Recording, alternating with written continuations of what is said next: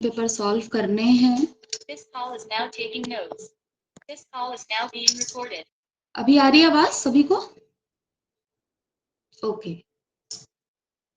आप सभी का स्वागत है आज की गणित की कक्षा में। और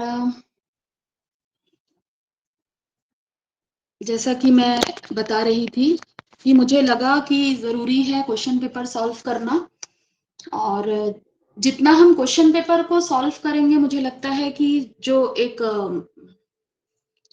कॉन्फिडेंस है वो हमको मिलेगा। और जब हम एक टॉपिक कवर करते हैं ना, दोनों है मैम, दोनों हैं। मैं जब भी कोई क्लास लेती हूँ तो आप दोनों को जी नमस्ते रोशन जी, दोनों को शामिल करते हुए लेती हूँ, क्योंकि हमारे लिए लेवल 1 के भी टीचर्स उतने ही इम्पोर्टेंट है जितने लेवल 2 के। और जितनी रिकॉर्डिंग्स अभी तक हुई है उसको आप सभी ने बहुत प्यार दिया है, बहुत व्यूज मिले हैं, कमेंट्स आए हैं, उसके लिए थैंक यू सो मच। और मुझे लगा कि अब टॉपिक ना लेते हुए मैं क्वेश्चन पेपर को डील करूं, क्योंकि जो 30 क्वेश्चन पूरे आएंगे वो कैसे आते हैं, वो कैसे आपको दिखाई देंगे, एक साल का जो पैटर्न है वो हम ले रहे हैं। अगली क्लास में फिर से दूसरे साल का कवर करेंगे, तो कम से कम मैंने सोचा है कि 6 सितंबर तक हम कम से कम 4 साल का क्वेश्चन पेपर देख लें। और उसमें क्या होगा, सारे आपके टॉपिक्स कवर हो जाएंगे। जैसे आज का जब मैं बना रही थी तो मैंने देखा 3-4 टॉपिक नए हैं, लेकिन उसी के लिए मैं अगर अलग से क्लास लेती तो आपका टाइम भी जाता और क्वेश्चन पेपर पूरा हम नहीं देख पाते। तो इसीलिए मैंने सोचा कि क्यों ना हम क्वेश्चन पेपर को यहाँ पे डील करते हैं। स्टेप में एनिमेशन में डाल नहीं पाई हूँ, ठीक है? तो स्टेप्स आपको एक साथ दिखेंगे, लेकिन कोई बात नहीं, आप समझिएगा स्टेप बाय स्टेप। और पीपीटी तो पूरा आपके पास जाता ही है, तो वो आपके पास एक रिकॉर्डेड रिटन मटेरियल भी रहेगा बाद में समझने के लिए। अगली जो मेरी क्लास रहेगी वो फिर अपने टाइम पे होगी, जो हर मंडे को होती है वो होगी, ठीक है? तो चलिए आज की शुरू करते हैं। और इस बार आज की कक्षा में हमने 2021 का जो क्वेश्चन पेपर है आप देखिएगा, उसको मैंने पूरा लिया है। क्वेश्चन नंबर 31 से लेकर क्वेश्चन नंबर 60 तक ये मैथ्स के क्वेश्चन उसमें आए हुए हैं। उन सभी को मैंने आज की क्लास में शामिल किया है। उसमें प्राइमरी मिडिल दोनों ही लेवल के क्वेश्चंस हैं। आप और मुझे ये भी कहना था कि आपके पास अभी रिसेंट ईयर का अगर क्वेश्चन पेपर होगा तो मेरे पर्सनल नंबर पर आप जरूर भेज देंगे। कम आ रही है क्या मेरी आवाज? आजाद जी ने मैसेज किया है, ठीक आ रही है। बाकी साथियों को सही आ रही है? सर आप थोड़ा सा अपना देखेंगे ना, साउंड या फिर नेटवर्क का इशू हो सकता है। बाकी साथियों को सही आ रही है, ठीक है? तो चलिए क्लास शुरू करते हैं। और हर टाइप के इसमें क्वेश्चंस थे। 10 क्वेश्चन पेडागोजी के हैं और 10 क्वेश्चन जो है वो मैथ्स से रिलेटेड है, ठीक है? तो शुरू करते हैं। पहला क्वेश्चन जो है वो जो इसमें आया था, ये आपको दिखेगा क्वेश्चन नंबर 31 में। जब आप 2021 का क्वेश्चन पेपर देखेंगे ना, तो ये आपको क्वेश्चन नंबर 31 में दिखेगा, ठीक है? पहला प्रश्न है इसमें, अच्छा वेट कर रहे थे बबीता मैम, थैंक यू। पहला प्रश्न था 1 सेंटीमीटर बाई 1 सेंटीमीटर वाले। देखिए सबसे पहला टिप्स मैं आपको यही दूंगी मैथ्स में, धैर्य के साथ प्रश्न को पढ़ें। प्रश्न को बड़ा देखकर ये ना सोचे कि ये कठिन है। थोड़ा घुमाकर पूछता है तो हम कई बार प्रश्न को छोड़ देते हैं। सबसे पहला टिप तो यही है आपके लिए कि प्रश्न को कम से कम ध्यान से, आराम से, आप पहली बार आराम से पढ़िए, फिर दूसरी बार थोड़े स्पीड से पढ़िए, तीसरी बार और स्पीड से। 3 बार अगर आप प्रश्न को पढ़ेंगे तो मुझे लगता है कॉन्फिडेंस आएगा कि नहीं मैं इसको सॉल्व कर लूंगी, ये कॉन्सेप्ट मुझे पता है। तो ये सबसे पहला टिप्स है आपके लिए। 1 सेंटीमीटर बाई 1 सेंटीमीटर वाले 48 छोटे वर्गों को कुल कितने प्रकार से व्यवस्थित किया जा सकता है? तो वर्गाकार आकृतियां हैं 1 बाई 1 सेंटीमीटर की, उसको कितने प्रकार से हम व्यवस्थित कर सकते हैं कि जो फिगर बने उसका एरिया 48 सेंटीमीटर स्क्वायर है, ठीक है? जो परिणामी क्षेत्रफल होगा उस 1 बाई 1 के छोटे छोटे वर्ग से बनाकर जो भी बनेगा, वो यही पूछ रहा है कि जो भी हम बनाएंगे वो कितने जो है वो कितने प्रकार से उसको बनाया जा सकता है। अलग अलग प्रकार से बनाएंगे तो अलग अलग आकृतियां बनेंगी कि नहीं।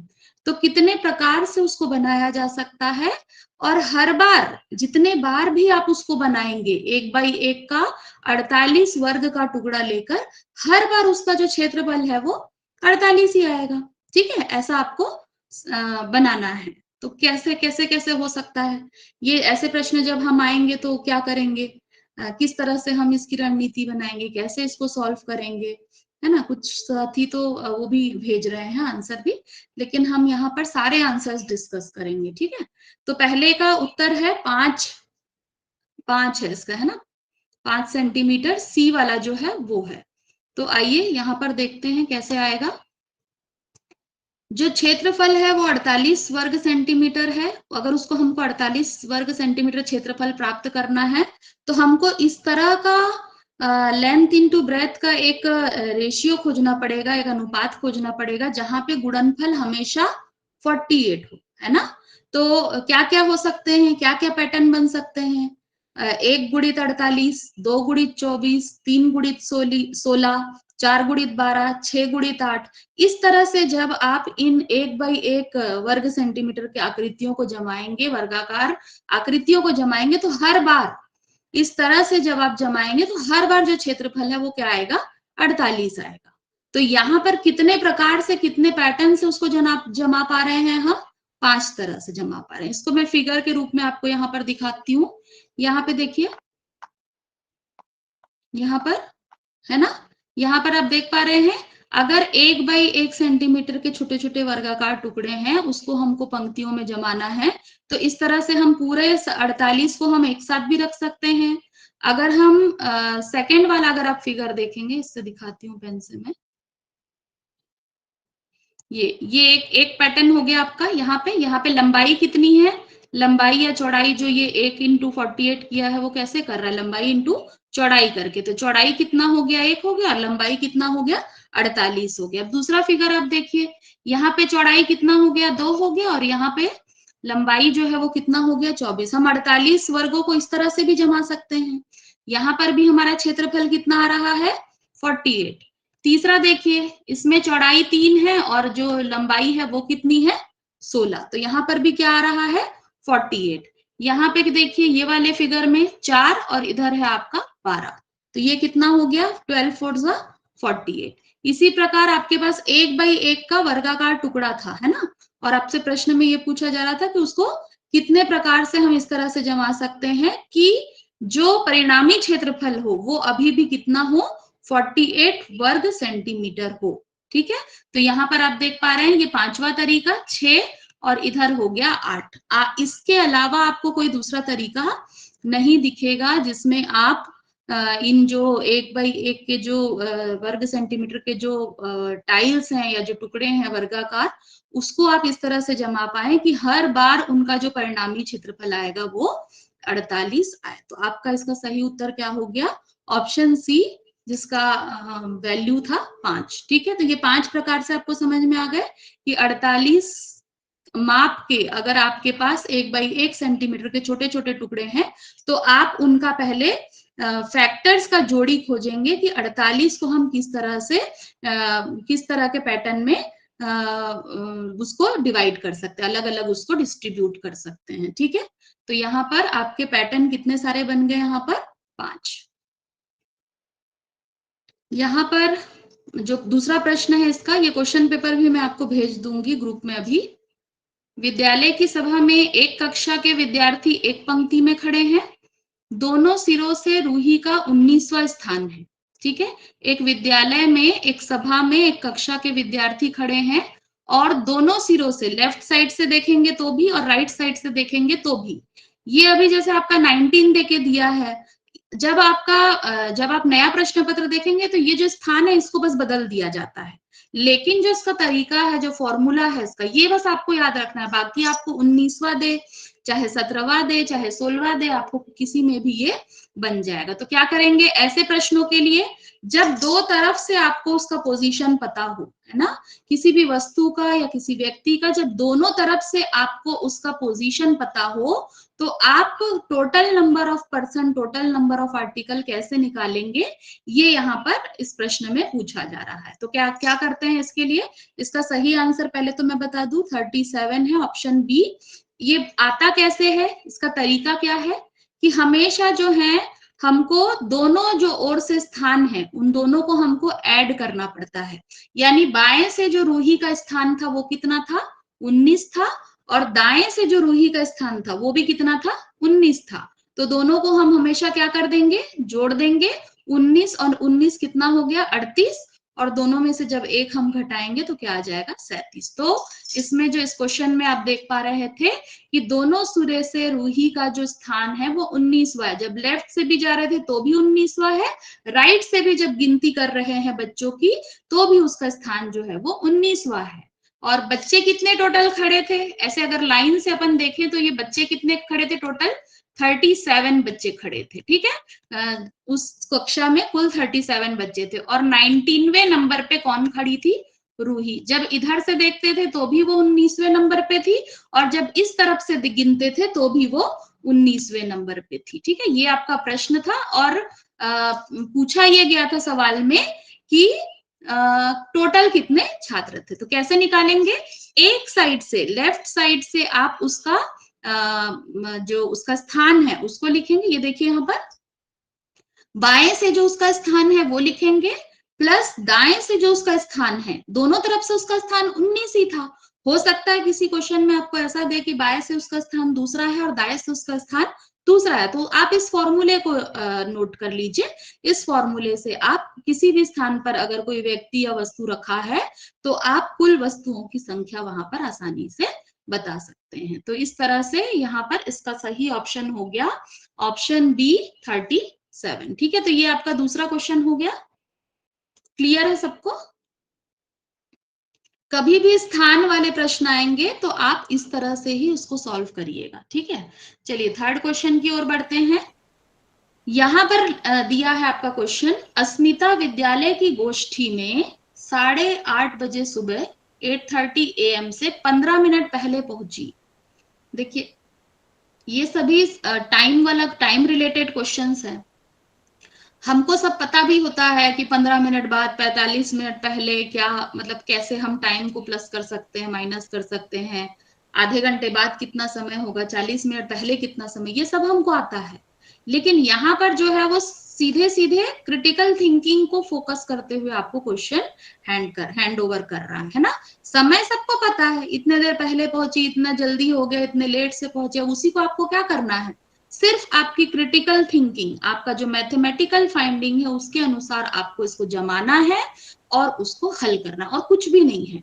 लेकिन जिस तरह से घुमावदार प्रश्न को बनाया जाता है, हम इतने समय हमारे पास इतना कम होता है कि हम कई बार उस प्रश्न को पढ़ने की भी अच्छे से कोशिश, और देखिएगा जब एकदम हड़बड़ी होती है ना तो जो एकदम इजी भी रहता है ना वो भी हमको समझ में नहीं आता है, क्योंकि हमारे दिमाग में तो टॉप टेंशन होती है। तो रोशन जी ने तो उत्तर दे दिया है 8:05, है ना। मुझे तो हमेशा, मैं हर क्लास में देखती हूँ सबसे टॉप में वही रहता है। तो सर को बधाई हो, और देखते हैं हम कैसे कैसे जाएंगे, ठीक है। 8:05 में हम कैसे पहुंचेंगे, क्योंकि ये क्लास सभी के लिए है, जिसको बहुत अच्छे से समझ में आता है उनके लिए भी है, जो शुरुआती दौर में है उनके लिए भी है, जो बीच वाले स्थिति में है उनके लिए भी है। आप सभी को कहीं ना कहीं इस कक्षा से लाभ होगा। और आज की क्लास का मैं खासकर इसलिए बोलूंगी क्योंकि आप 30 क्वेश्चन को एक साथ देख रहे हैं, आप एक पैटर्न समझ पाएंगे कि कैसे जो 20 क्वेश्चन मैथमेटिकल रहेंगे और 10 क्वेश्चन पेडागोजिकल रहेंगे, वो उसका एक बंच आप एक साथ आज सॉल्व कर रहे हैं, तो वहां पर कहीं ना कहीं आपको फायदा जरूर होगा। और आगे की भी 2-3 क्लासेस जो भी अब मेरी होगी, सारी जो है वो क्वेश्चन पेपर से ही संबंधित होगी, क्योंकि भिन्न का एक टॉपिक बचा है। अगर आप सभी मैसेज में करेंगे कि भिन्न अलग से पढ़ाओ तो उसका भले मैं एक क्लास अलग लूंगी, लेकिन बाकी सभी क्लासेस मेरे हर साल के अलग अलग प्रश्न पत्र पर होगी। आप बल्कि मुझे भेज दीजिएगा, अगर आपके पास 24-25 या 25-26 का क्वेश्चन पेपर होगा तो आप भेज दीजिएगा मुझे। चलिए इसको समझते हैं। और सबसे बड़ा दुख मुझे आज ये है कि मैं एनिमेशन इसमें कर नहीं पाई हूँ, मेरे पास टाइम बिल्कुल नहीं था। तो यहाँ पर आपको आंसर जो है ना वो एक साथ दिखेगा, लेकिन आपको समझना है अगर इसको अच्छे से, तो आप स्टेप बाय स्टेप पे फोकस करिएगा। मैं जहां पर बता रही हूँ आप अपना ध्यान वहीं पर रखिएगा। क्या होता है जब हमको पूरा आंसर एक साथ दिखता है ना, तो हम सीधा ना सॉल्यूशन की तरफ चले जाते हैं, और उस हड़बड़ी में फिर क्या है, जो प्रोसेस हो रहा है वो हम कहीं ना कहीं नहीं समझ पाते हैं। तो थोड़ा सा इसको आप सभी एडजस्ट करिएगा, उसके लिए मैं सॉरी भी कहती हूँ। यहाँ पर इसका सही उत्तर तो आपने सुन लिया है, 8:05। ये आया कैसा, हम कैसे, और हम इसको कैसे सॉल्व करेंगे, हमारी क्या वहां रणनीति होनी चाहिए, हम कैसे इसको सॉल्व करें। तो देखिए सबसे पहला जो मेरा बेस्ट ट्रिक मैं मानती हूँ मैथ्स के लिए, हमेशा प्रॉब्लम्स को आप छोटे छोटे प्रॉब्लम्स में तोड़िए। हमेशा प्रॉब्लम्स को आप छोटे छोटे प्रॉब्लम्स में उसको डिवाइड करिए। जब आप प्रॉब्लम्स को डिवाइड करते हैं और प्रॉब्लम्स को डिवाइड करके एक एक स्टेप बाय स्टेप आप सॉल्व करते हैं, तो मैथ्स मुझे लगता है कि 90% तो हम उसमें जीत ही जाते हैं। अगर आप इस पूरे प्रश्न को 4 लाइन को एक साथ समझने की कोशिश करेंगे और एक साथ हल करने की कोशिश करेंगे तो मुश्किल है। लेकिन आप एक एक स्टेप बढ़िए आगे, क्या दिया है, ठीक है, क्या दिया है, आपको क्या प्राप्त करना है, और आप कैसे एक गिवन टर्म से आप कैसे जो फाइंडिंग है आपकी वहां तक पहुंच सकते हैं। ये अगर कोई बच्चा समझ जाए, ये अगर कोई व्यक्ति समझ जाए, तो मुझे लगता है कि मैथ्स कभी उसके लिए कठिन नहीं होगा। तो यहाँ पर देखिए हम स्टेप बाय स्टेप बढ़ते हैं। अस्मिता विद्यालय की गोष्ठी में 8:30 बजे सुबह वो टाइम से वो 15 मिनट पहले पहुंची। यानी आप सिर्फ अभी इसी लाइन को फोकस करिए, बाकी की 3 लाइन आप मुन लीजिए उसके लिए। तो वहां पर आप बताइए अस्मिता कितने बजे वहां पर पहुंची। अस्मिता 15 मिनट पहले पहुंची है ना। तो बस इसको अभी आप सॉल्व करिए, जो मैं डिवाइड करने की बात कर रही हूँ ना प्रॉब्लम को, ऐसा, हाँ बिल्कुल 8:15। ये देखिए यहाँ पर देखिए, अस्मिता के पहुंचने का समय, वो 8:30 बजे से 15 मिनट पहले पहुंच गई थी। तो वो कितने बजे पहुंच गई थी, 8:15। अब आप फिर से क्वेश्चन को पढ़िए, ठीक है, आपने एक स्टेप कर लिया, अब आप फिर से पढ़िए। वह अपने सहकर्मी से आधा घंटा पहले पहुंची, और उसके बाद एक और रिलेटेड सेंटेंस है ना, ये सेंटेंस अभी कंप्लीट नहीं हुआ है, जो कि गोष्ठी के लिए 40 मिनट की देरी से पहुंचा। यहाँ पे 2 सेंटेंस को एक साथ जोड़ दिया गया है, ठीक है। उसका जो साथी था, जो उसका बैचमेट था, वो एक तो आधा घंटा, वह अपने सहकर्मी से वो पहले पहुंच गई थी, कौन, अस्मिता, ठीक है।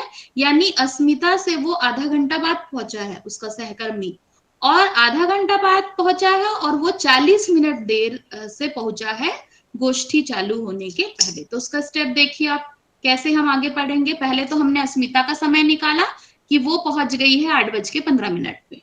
अब उसका जो सहकर्मी है वो कब पहुंचा है, अस्मिता के पहुंचने से आधा घंटा लेट पहुंचा है।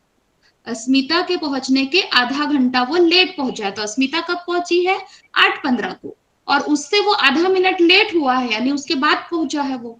यानी वो कितने बजे पहुंचा है, 8:45 पे पहुंचा है।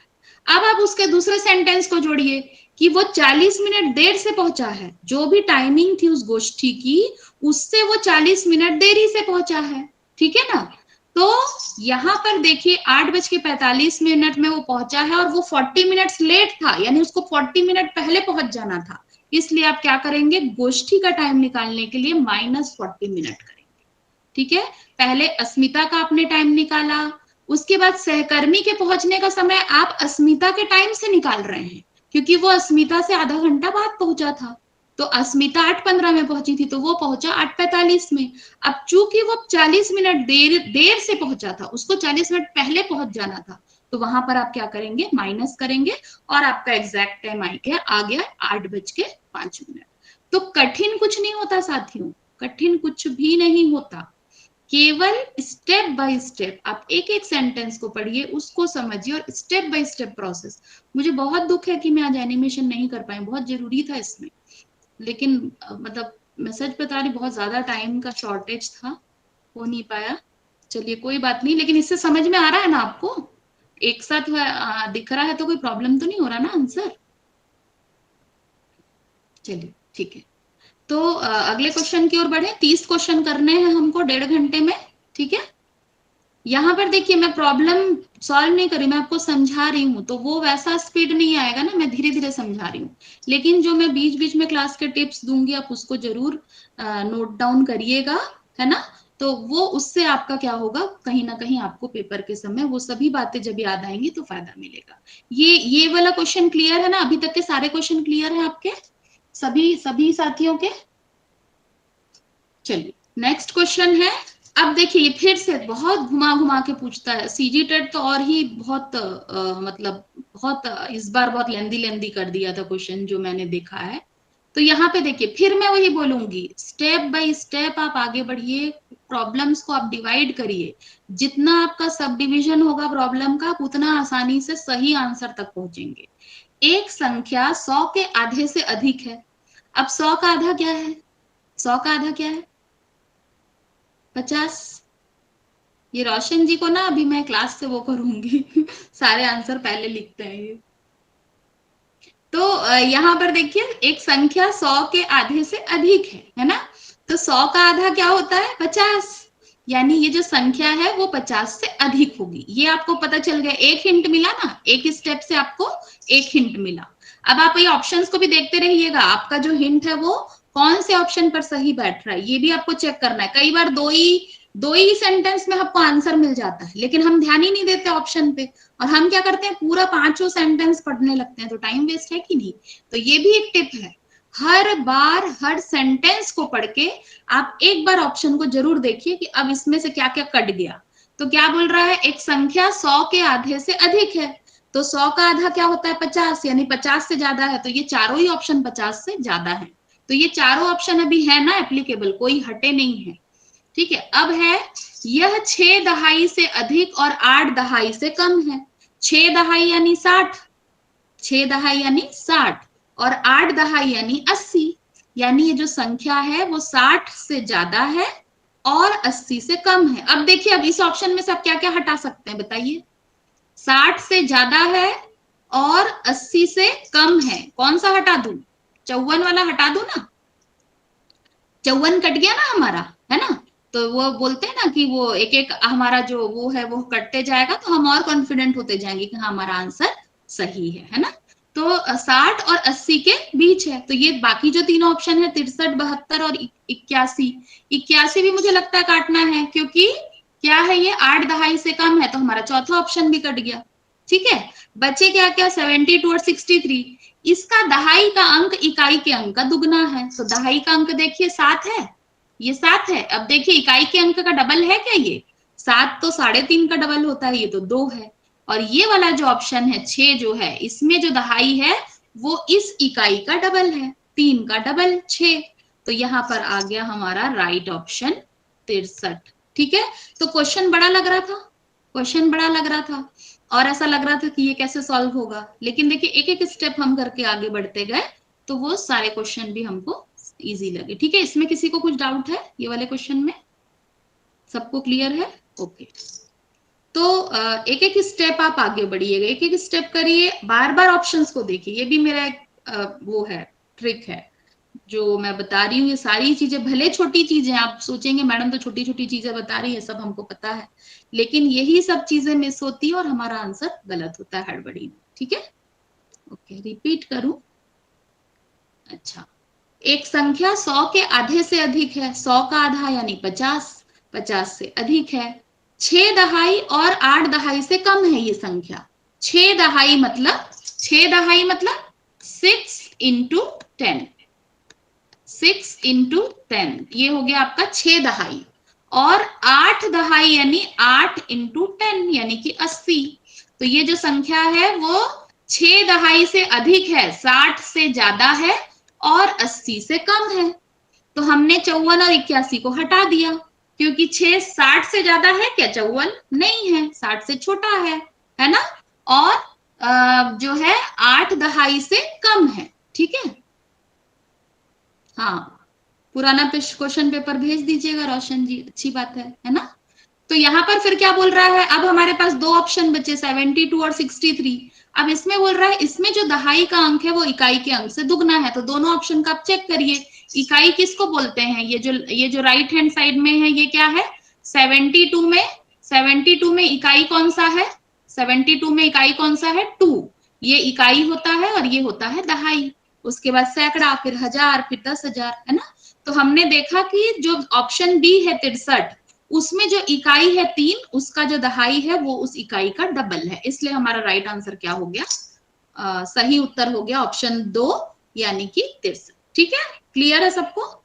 चलिए अब हम ये, इसका मैंने स्टेप बाय स्टेप भी लिखा था, लेकिन ये कोई उतना मतलब नहीं, इतना लिखने की जरूरत नहीं, वो वहीं पे समझ आ रहा था, लेकिन चूंकि आप लोग बाद में भी कई साथी इसको देखेंगे तो मैंने इसमें स्टेप डाल दिया है। ठीक है, हर क्वेश्चन में मैंने उसको सॉल्यूशन का स्टेप डाला है आपके आगे की तैयारी के लिए। हो सकता है जब आप आगे देखें आपको कहीं पे प्रॉब्लम हो, आपको समझ ना आए, तो आप इस पीपीटी को देख लीजिएगा सॉल्यूशन वाला पार्ट, तो आपको समझ में आ जाएगा। क्वेश्चन 5 है, हम 30वें में से 5वें क्वेश्चन में पहुंच गए हैं। पहला प्रश्न है, विभिन्न स्टेशनरी वस्तुओं की, ये सब आया हुआ है ना, ये मेरे बनाए क्वेश्चन नहीं है, ये सब सीटेट में आए हुए हैं 2021 में। विभिन्न स्टेशनरी वस्तुओं की दरें नीचे दी गई हैं। क्रेयॉन का एक पैकेट 15 रुपए 50 पैसे का है, पेंसिल का एक पैकेट 14 रुपए का है, स्केच पेन का पैकेट 22 रुपए 50 पैसे का है, कैंची की कीमत 17 रुपए है, रबड़ की कीमत 2 रुपए, चमकीले कागज की शीट 2.5 रुपए, सजावटी स्टिकर का पैकेट 5 रुपए। और ये तो रेट हो गया है ना चीजों का। अब सोहेल ने एक पैकेट क्रेयॉन लिया, 2 पैकेट, ये तो मुझे नहीं लगता कि कोई टीचर को नहीं बनेगा, सारे लोग सामान खरीदने जाते हैं साड़ी सूट खरीदने जाते हैं, राशन का सामान लेने जाते हैं, तो यही तो हम करते हैं, क्या करते हैं, है ना। ये तो है हमारे जो दैनिक जीवन में गणित तो यही है। तो इसको देखते हैं कैसे करेंगे। सोहेल ने क्या क्या खरीदा, एक पैकेट क्रेयॉन, यानी हमको क्या करना है, 15-50 को जोड़ते जाना है ना, क्योंकि उसने कितना भुगतान करना है ऐसा लिखा है, लास्ट में क्या लिखा है, उसने ये चीजें खरीदी, उसको कितना भुगतान करना पड़ेगा, यानी उसने कितना पैसा पे किया। तो उसके लिए क्या करोगे, आप सबका जोड़ोगे ना। एक पैकेट क्रेयॉन की कीमत कितनी हो गई, 15-50, ठीक है। अब 2 पैकेट पेंसिल, पेंसिल कहाँ है, 14 रुपए, लेकिन यहाँ पे उसने 2 पैकेट खरीदे, तो इसमें क्या करना पड़ेगा, इंटू 2 करना पड़ेगा, तो कितना आ जाएगा हमारा 28 रुपए। ठीक है, इसके बाद है हमारा एक पैकेट स्केच पेन, कितने का है, 22.50 का है। ये 28 को जोड़ेंगे ना, 15-50 को जोड़ेंगे, 28 को जोड़ेंगे, 22-50 को जोड़ेंगे। एक कैंची, कैंची की कीमत कितनी है, 17 है। चमकीले कागज की 5 शीट, चमकीले कागज की कीमत है 2.5 रुपए, तो इसको हम गुणा करेंगे 5 से। ठीक है, कितना आ जाएगा, 12.5 रुपए आ जाएगा। ठीक है, यहाँ पे 12.5 रुपए, ये आ गया आपका। और उसके बाद है आपका, इतनी चीजें उसने खरीदी, अब उसको क्या करना है, जो जो आपका टोटल आया है उन सबको आपको क्या करना है, ऐड करना है। बस ध्यान में रखना है, हम जल्दी जल्दी करते हैं, हड़बड़ी करते हैं, तो कई बार प्लस माइनस में ही हमसे मिस्टेक हो जाता है। लेकिन मेरा अगला टिप यही है आप सभी के लिए, ये जो ऐसे इजी क्वेश्चंस आते हैं ना, जो हम एकदम 100% गारंटी हमको कि ये तो सही होगा ही हमसे, ऐसे क्वेश्चंस को ना, मतलब आप क्या बोलते हैं, 2 बार चेक करके ही उसका आंसर वो करिए, क्योंकि ऐसे क्वेश्चन में गलत नहीं होना चाहिए। सजावटी चमकीले कागज की 5 शीट और एक पैकेट सजावटी स्टिकर, हाँ ये 5 रुपए को और जोड़ेंगे। यहाँ देख लेते हैं, मैंने तो उसका सॉल्यूशन रखा है आगे, ये देखिए यहाँ पे इसका सॉल्यूशन है। क्रेयॉन का एक पैकेट 15.50 का है, पेंसिल का 2 पैकेट, इसलिए 2 से गुणा किया है 14 का, स्केच पेन का एक पैकेट है तो 22.50 इंटू 1, कैंची भी उसने एक खरीदी तो 17 इंटू 1, चमकीले कागज उसने 5 खरीदे इसलिए 2.5 इंटू 5, और सजावटी स्टिकर उसने एक खरीदा है तो 5 इंटू 1। सब चीज का मैंने यहाँ पे सॉल्यूशन में बना दिया, और सबको आखिरी में क्या कर लेना है, आपको जोड़ लेना है, और आपका राइट आंसर आ गया 100 रुपए 50 पैसे। तो ऐसे क्वेश्चन नहीं गलत होने चाहिए ना, लगता है ना। और मान लीजिए हड़बड़ी में एक इधर का उधर हो गया और आप अगर इसको गलत करके आए, सोचिए मेरे तो आंख से आंसू आ जाएगा कि जो मेरे से बनना चाहिए था, कम से कम ये तो हो जाना चाहिए था ना। लेकिन हड़बड़ी में हम क्या करते हैं, हमसे इधर इधर उधर प्लस माइनस संक्रियाएं हमसे बिगड़ जाती हैं, ये गलती मत करिएगा। जिसमें आप एकदम 100% श्योर है उसको आप एक बार और दोबारा चेक करके तब आप आंसर को टिक करिएगा। तो ये भी मेरा एक टिप था। चलते हैं अब क्वेश्चन 6 की ओर। हमारा अगला क्वेश्चन है, एक रेलगाड़ी पटना से 30 मई 2020 को 23:40 घंटे पर, ये 24 आवर वाला क्लॉक है, इसमें दोनों है मैम, पेपर 1 पेपर 2, इसमें प्राइमरी के भी क्वेश्चंस हैं और मिडिल के भी हैं, आप देखिएगा। एक रेलगाड़ी पटना से 30 मई को 23:40 घंटे पर चलती है और मुंबई 1 जून 2020 को 5:15 पर पहुंचती है। रेलगाड़ी की यात्रा का कुल समय कितना है? ठीक है, यहाँ पर प्रॉब्लम ये होती कि जो 24 आवर क्लॉक आता है ना, तो सबसे मुश्किल यही होता है कि हमारा जो आदत है वो 12 आवर क्लॉक का ज्यादा है, और जब हम रेलवे में यात्रा करते हैं ना, तो ये 24 आवर वाले क्लॉक के कारण कई बार कई लोगों की ट्रेन भी छूटती है। तो ये प्रॉब्लम है इसमें, तो इसमें भी हड़बड़ी नहीं करना है, ये भी आपसे जरूर बनेगा, बस आपको आराम से 2 बार चेक करके इसको करना है। तो चलिए कैसे करेंगे, ऐसे क्वेश्चंस को मैं ये कहूंगी कि आप पार्ट बाय पार्ट सॉल्व करिए। यहाँ पर जर्नी कितने दिन की है? 3 दिन की। कितने दिन की जर्नी है? 3 दिन की। तो आप इसको 3 पार्ट में सॉल्व करिए, ठीक है, आपसे कभी गलती नहीं होगी। अगर आप डायरेक्ट करेंगे ना तो कहीं ना कहीं हो सकती है गलती, लेकिन अगर आप 3 पार्ट में इसको तोड़ के करेंगे सॉल्व, तो आपसे कभी भी गलती नहीं होगी। कैसे करेंगे देखिए, यहाँ इसका राइट आंसर ऑप्शन 2 है, ठीक है, 29 घंटे 35 मिनट। कैसे आएगा वो देखते हैं। यहाँ पे देखिए 3 स्टेप आपको दिखाई दे रहे हैं। 30 मई को जो गाड़ी है वो 11:40 को छूटती है, ये लिखा है ना, 11:40 घंटे पर चलती है, यानी 11:40 को छूट रही है, और वो मुंबई को 1 जून को पहुंच रही है, यानी 31 मई पूरा ट्रेन चला है। 30 मई के बाद क्या आता है? 31 मई। और यहीं पे गड़बड़ी होती है, ये 30 और 1 वाला बहुत क्वेश्चन देते हैं ये लोग, क्योंकि 30 का महीना है कि 31 का महीना है, इसमें कई बार हम मिस कर जाते हैं, ठीक है। तो यहाँ पर 30 मई को भी गाड़ी चली है, 31 मई को भी गाड़ी चली है, और 1 जून को भी गाड़ी चली है। तो हमको तीनों को लिखना है, किस दिन कितनी गाड़ी चली, और तीनों को लास्ट में हमको क्या कर लेना है? ऐड कर लेना। चलिए देखते हैं इसमें। पहले दिन 30 मई को क्या हुआ, 11:40 पे गाड़ी चली, और वो रात को 12 बजे तक हमने उस दिन का बस काउंट किया है। तो रात को 12 बजे तक कितना होगा? 20 ही मिनट बचा ना।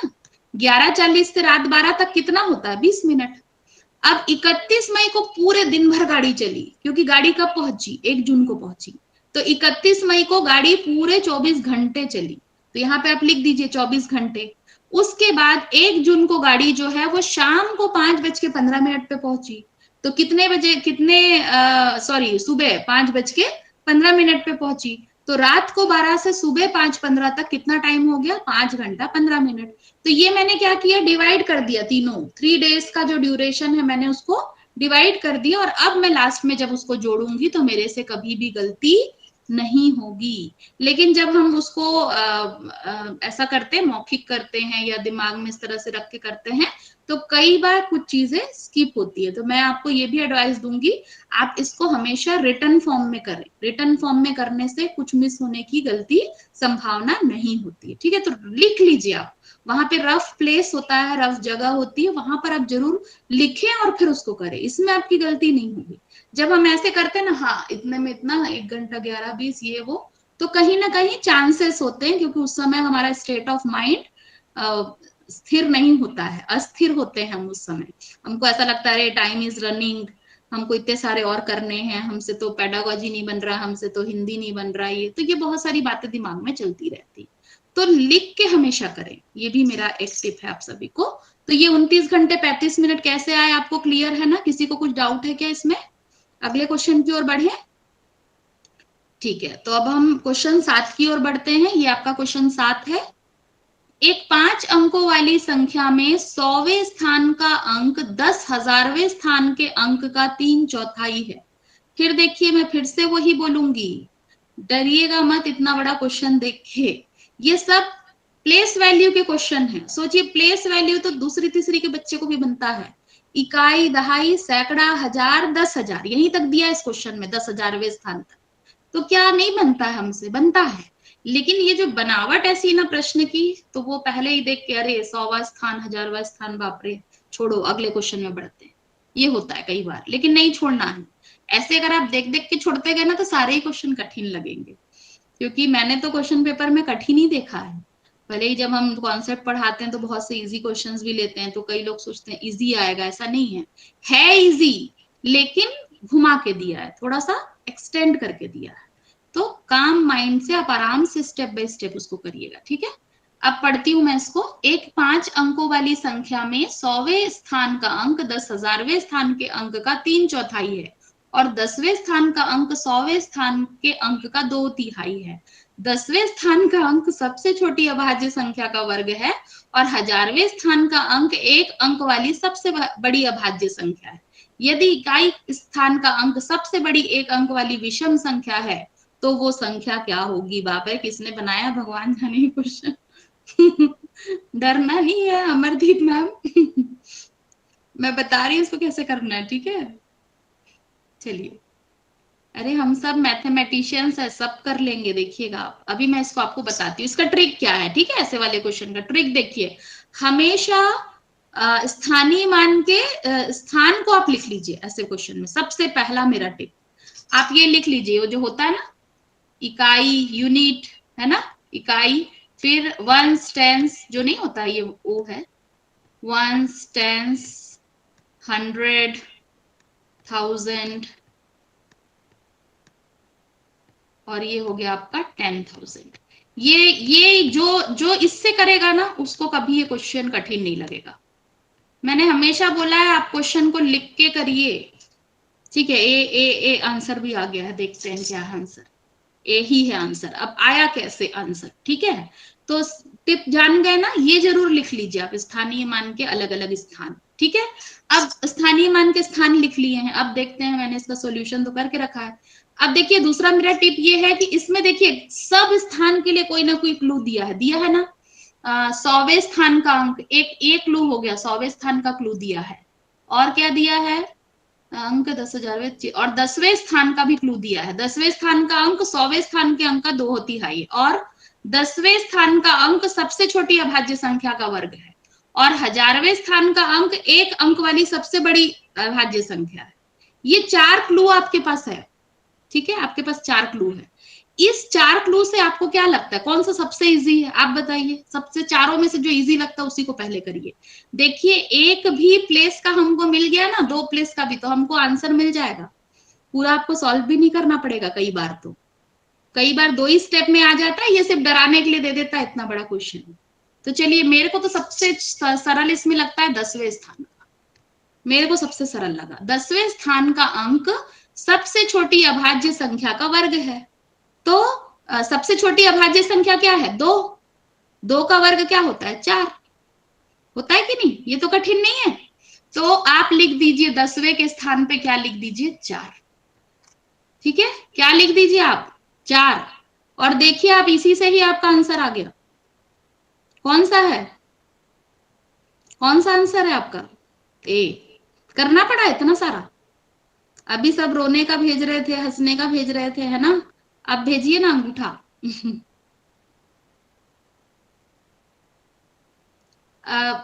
कई बार हम ना उसको सॉल्व करने में लग जाते हैं, 15 मिनट अपना समय उसमें बर्बाद कर लेते हैं। हमको पता ही नहीं रहता है कि ये एक ही ट्रिक से, एक ही क्लू से हम आंसर तक पहुंच जाएंगे, ठीक है। आपने एक ट्रिक, अच्छा और बताइए, मान लीजिए इस पर आपका ध्यान नहीं जाता, चलिए ये तो मैंने बोला कि ये, और रोशन सर कौन सा बोल रहे थे? कौन सा? हाँ, इकाई वाला भी बहुत अच्छा है। ये देखिए, इकाई स्थान का अंक सबसे बड़ी 1 अंक वाली विषम संख्या, बताइए तो सबसे बड़ी 1 अंक वाली विषम संख्या, ऑड नंबर बताइए।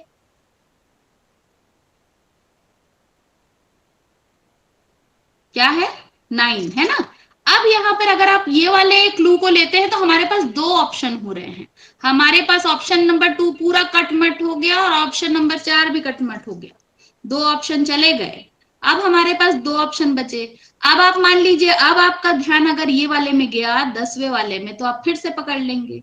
तो ऐसा नहीं है, कुछ भी रटा हुआ नहीं है, कुछ भी याद करने की जरूरत नहीं है। मैं सिर्फ इतना कहना चाह रही हूँ कि कोई भी, लेकिन इसका मैंने पूरा सॉल्यूशन फिर भी बनाया है आपके लिए, क्योंकि हो सकता है कोई साथी क्रम से सॉल्व करे, और जो क्रम से सॉल्व करेगा ना उसको 20 मिनट लगेगा। लेकिन उसके लिए भी मैंने बनाया है स्लाइड में, क्योंकि भाई अगर वो वैसे करना चाहता है तो कोई दिक्कत नहीं है। गणित तो इसी, यही तो गणित की खासियत है, उसमें कोई वो ऑर्डर नहीं होता सॉल्व करने का।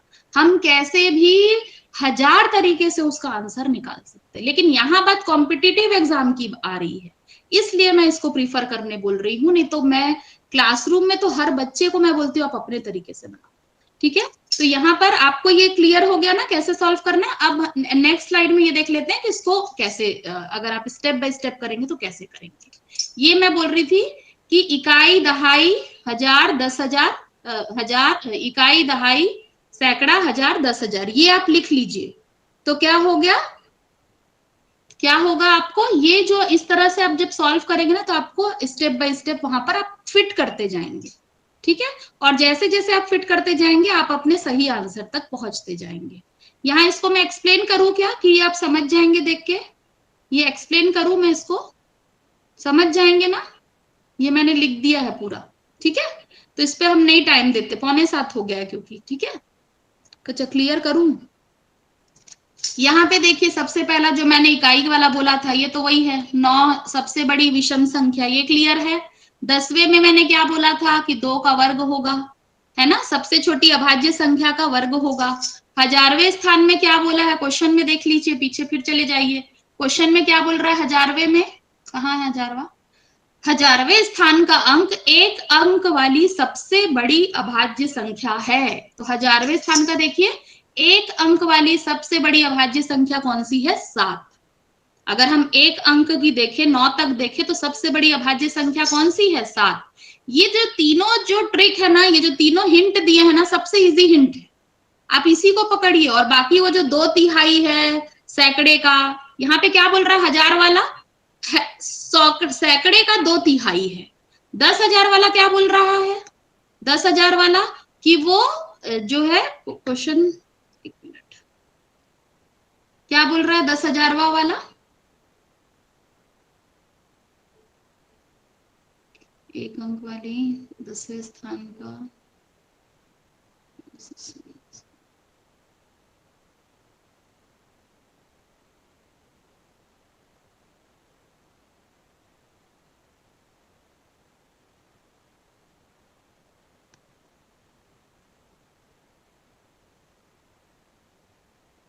कैसे नहीं दिख रहा है मुझे 10,000वां वाला, अच्छा ये है, यहाँ पे है, एक 5 अंकों वाली संख्या में 100वें स्थान का अंक 10,000वें स्थान के अंक का 3/4 है।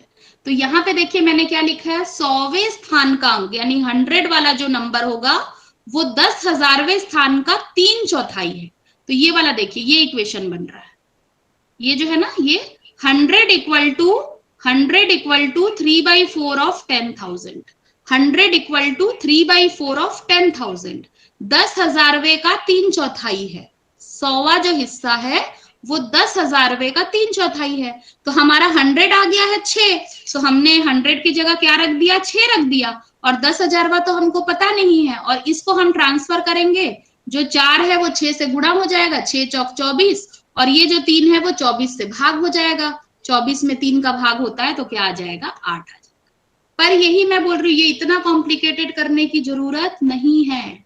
आप एक दो जो सिंपल हिंट दिए हैं आप उसको पकड़िए, और आप अपने जो आपका आंसर है, रिक्वायर्ड आंसर है, आप वहां तक आसानी से पहुंच जाएंगे, आपका समय भी बचेगा, और कहीं ना कहीं आपका जो जल्दी आपको करने का वो है। संतोषी मैडम बोल रही फिर से समझाइए, मुझे लग रहा है कि हम 7वें क्वेश्चन में पहुंचे हैं, कैसे होगा 30 क्वेश्चन। यहाँ पर मैडम आप क्वेश्चन में देखेंगे तो यहाँ पर पूरी चीजें जो है वो दी है कि जो 100वां स्थान का अंक है वो 10,000वें स्थान के अंक के 3/4, और क्या बोल रहा है 1000वें स्थान का अंक एक अंक वाली सबसे बड़ी अभाज्य संख्या है, 10वें स्थान का अंक सबसे छोटी अभाज्य संख्या है, इकाई स्थान का अंक सबसे बड़ी अंक वाली विषम, ये सारी चीजें आपकी दी गई है। और नेक्स्ट स्लाइड में मैंने इसको सबको इक्वेशन के रूप में रख दिया है, ठीक है। यहाँ पर इसको सॉल्व करिएगा और इसको आप एक नहीं तो फिर संतोषी मैडम एक काम करिएगा, ये वाला जो क्वेश्चन है आप मुझसे व्हाट्सएप में आप अलग से और बात कर लीजिएगा, ठीक है। हम आगे बढ़ते हैं क्योंकि हमको पूरे 30 क्वेश्चन करने, सारे क्वेश्चन ऐसे ही है घूमे घूमे, ठीक है, टाइम लगेगा। तो ठीक है ना मैम, आप मुझसे और व्हाट्सएप करिएगा, ठीक है। चलिए क्वेश्चन 8 हम चलते हैं।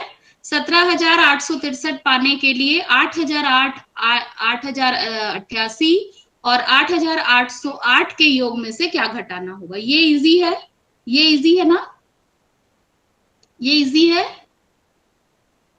ठीक है। 17,863 पाने के लिए इन तीनों का योग में से क्या घटाना होगा। हमको घटाना किससे है, योग से घटाना है। क्या घटाना है नहीं पता, ठीक है। तो ये तीनों को ऐड करिए, ये तीनों को क्या करना है हमको, 8,008, 8,088 और 8,808 को क्या करना है आपको, जोड़ना है, ठीक है।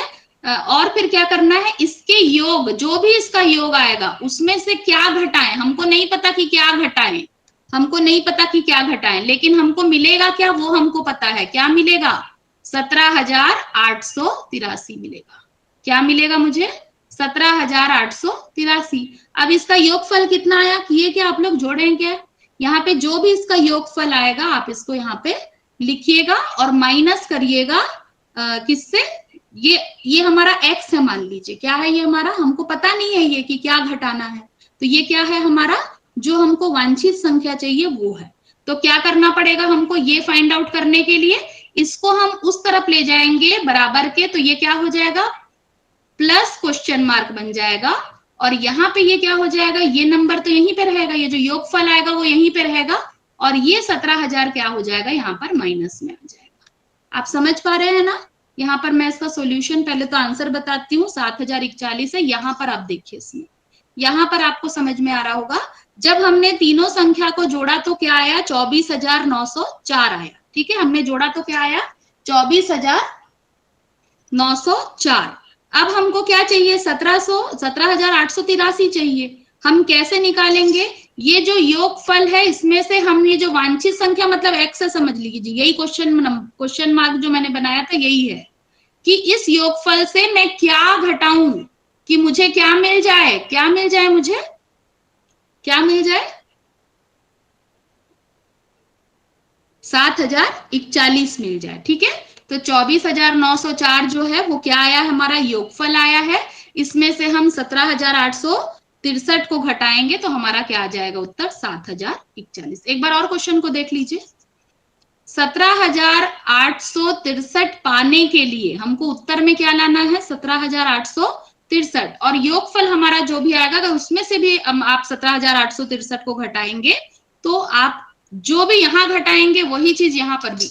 एक मिनट, इसको ऐसे समझिए, यहां पर कोई नंबर है मान लीजिए, इसमें से आप किसी चीज को घटाते हैं तो क्या आता है आपका, कोई दूसरा नंबर आएगा।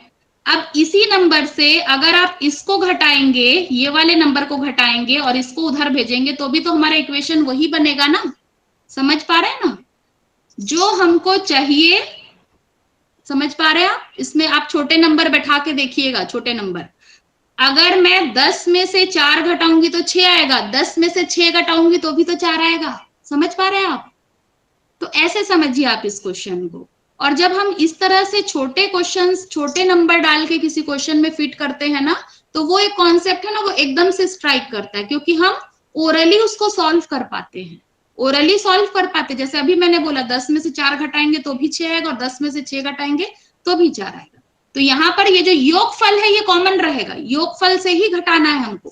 यहाँ पे लिखा है ना, के योग में से क्या घटाएं, के योग में से क्या घटाएं। अब क्या घटाएं ये नहीं पता था, तो हमने क्या किया, ये जो 17,863 है उसको घटा दिया, तो हमको मिल गया कि क्या घटाएं। समझ में समझा पा रही हूं क्या मैं, कि कंफ्यूज कर दे रही हूं? कोई कंफ्यूज है तो मुझे जरूर टेक्स्ट करें। समझ गए, ओके, वेरी गुड, ठीक है, ओके सर। चलिए आगे बढ़ते हैं। कई बार मुझे लगता है कि मैं बहुत कठिन क्वेश्चन को बहुत अच्छे से बता ले रही हूँ, बहुत इजी क्वेश्चन को बहुत कॉम्प्लिकेटेड कर दे रही हूँ, ऐसा भी होता है कई बार। चलिए क्वेश्चन 9, 16 लीटर धारिता वाली एक बाल्टी पूर्ण रूप से पानी से भरी हुई है, ठीक है।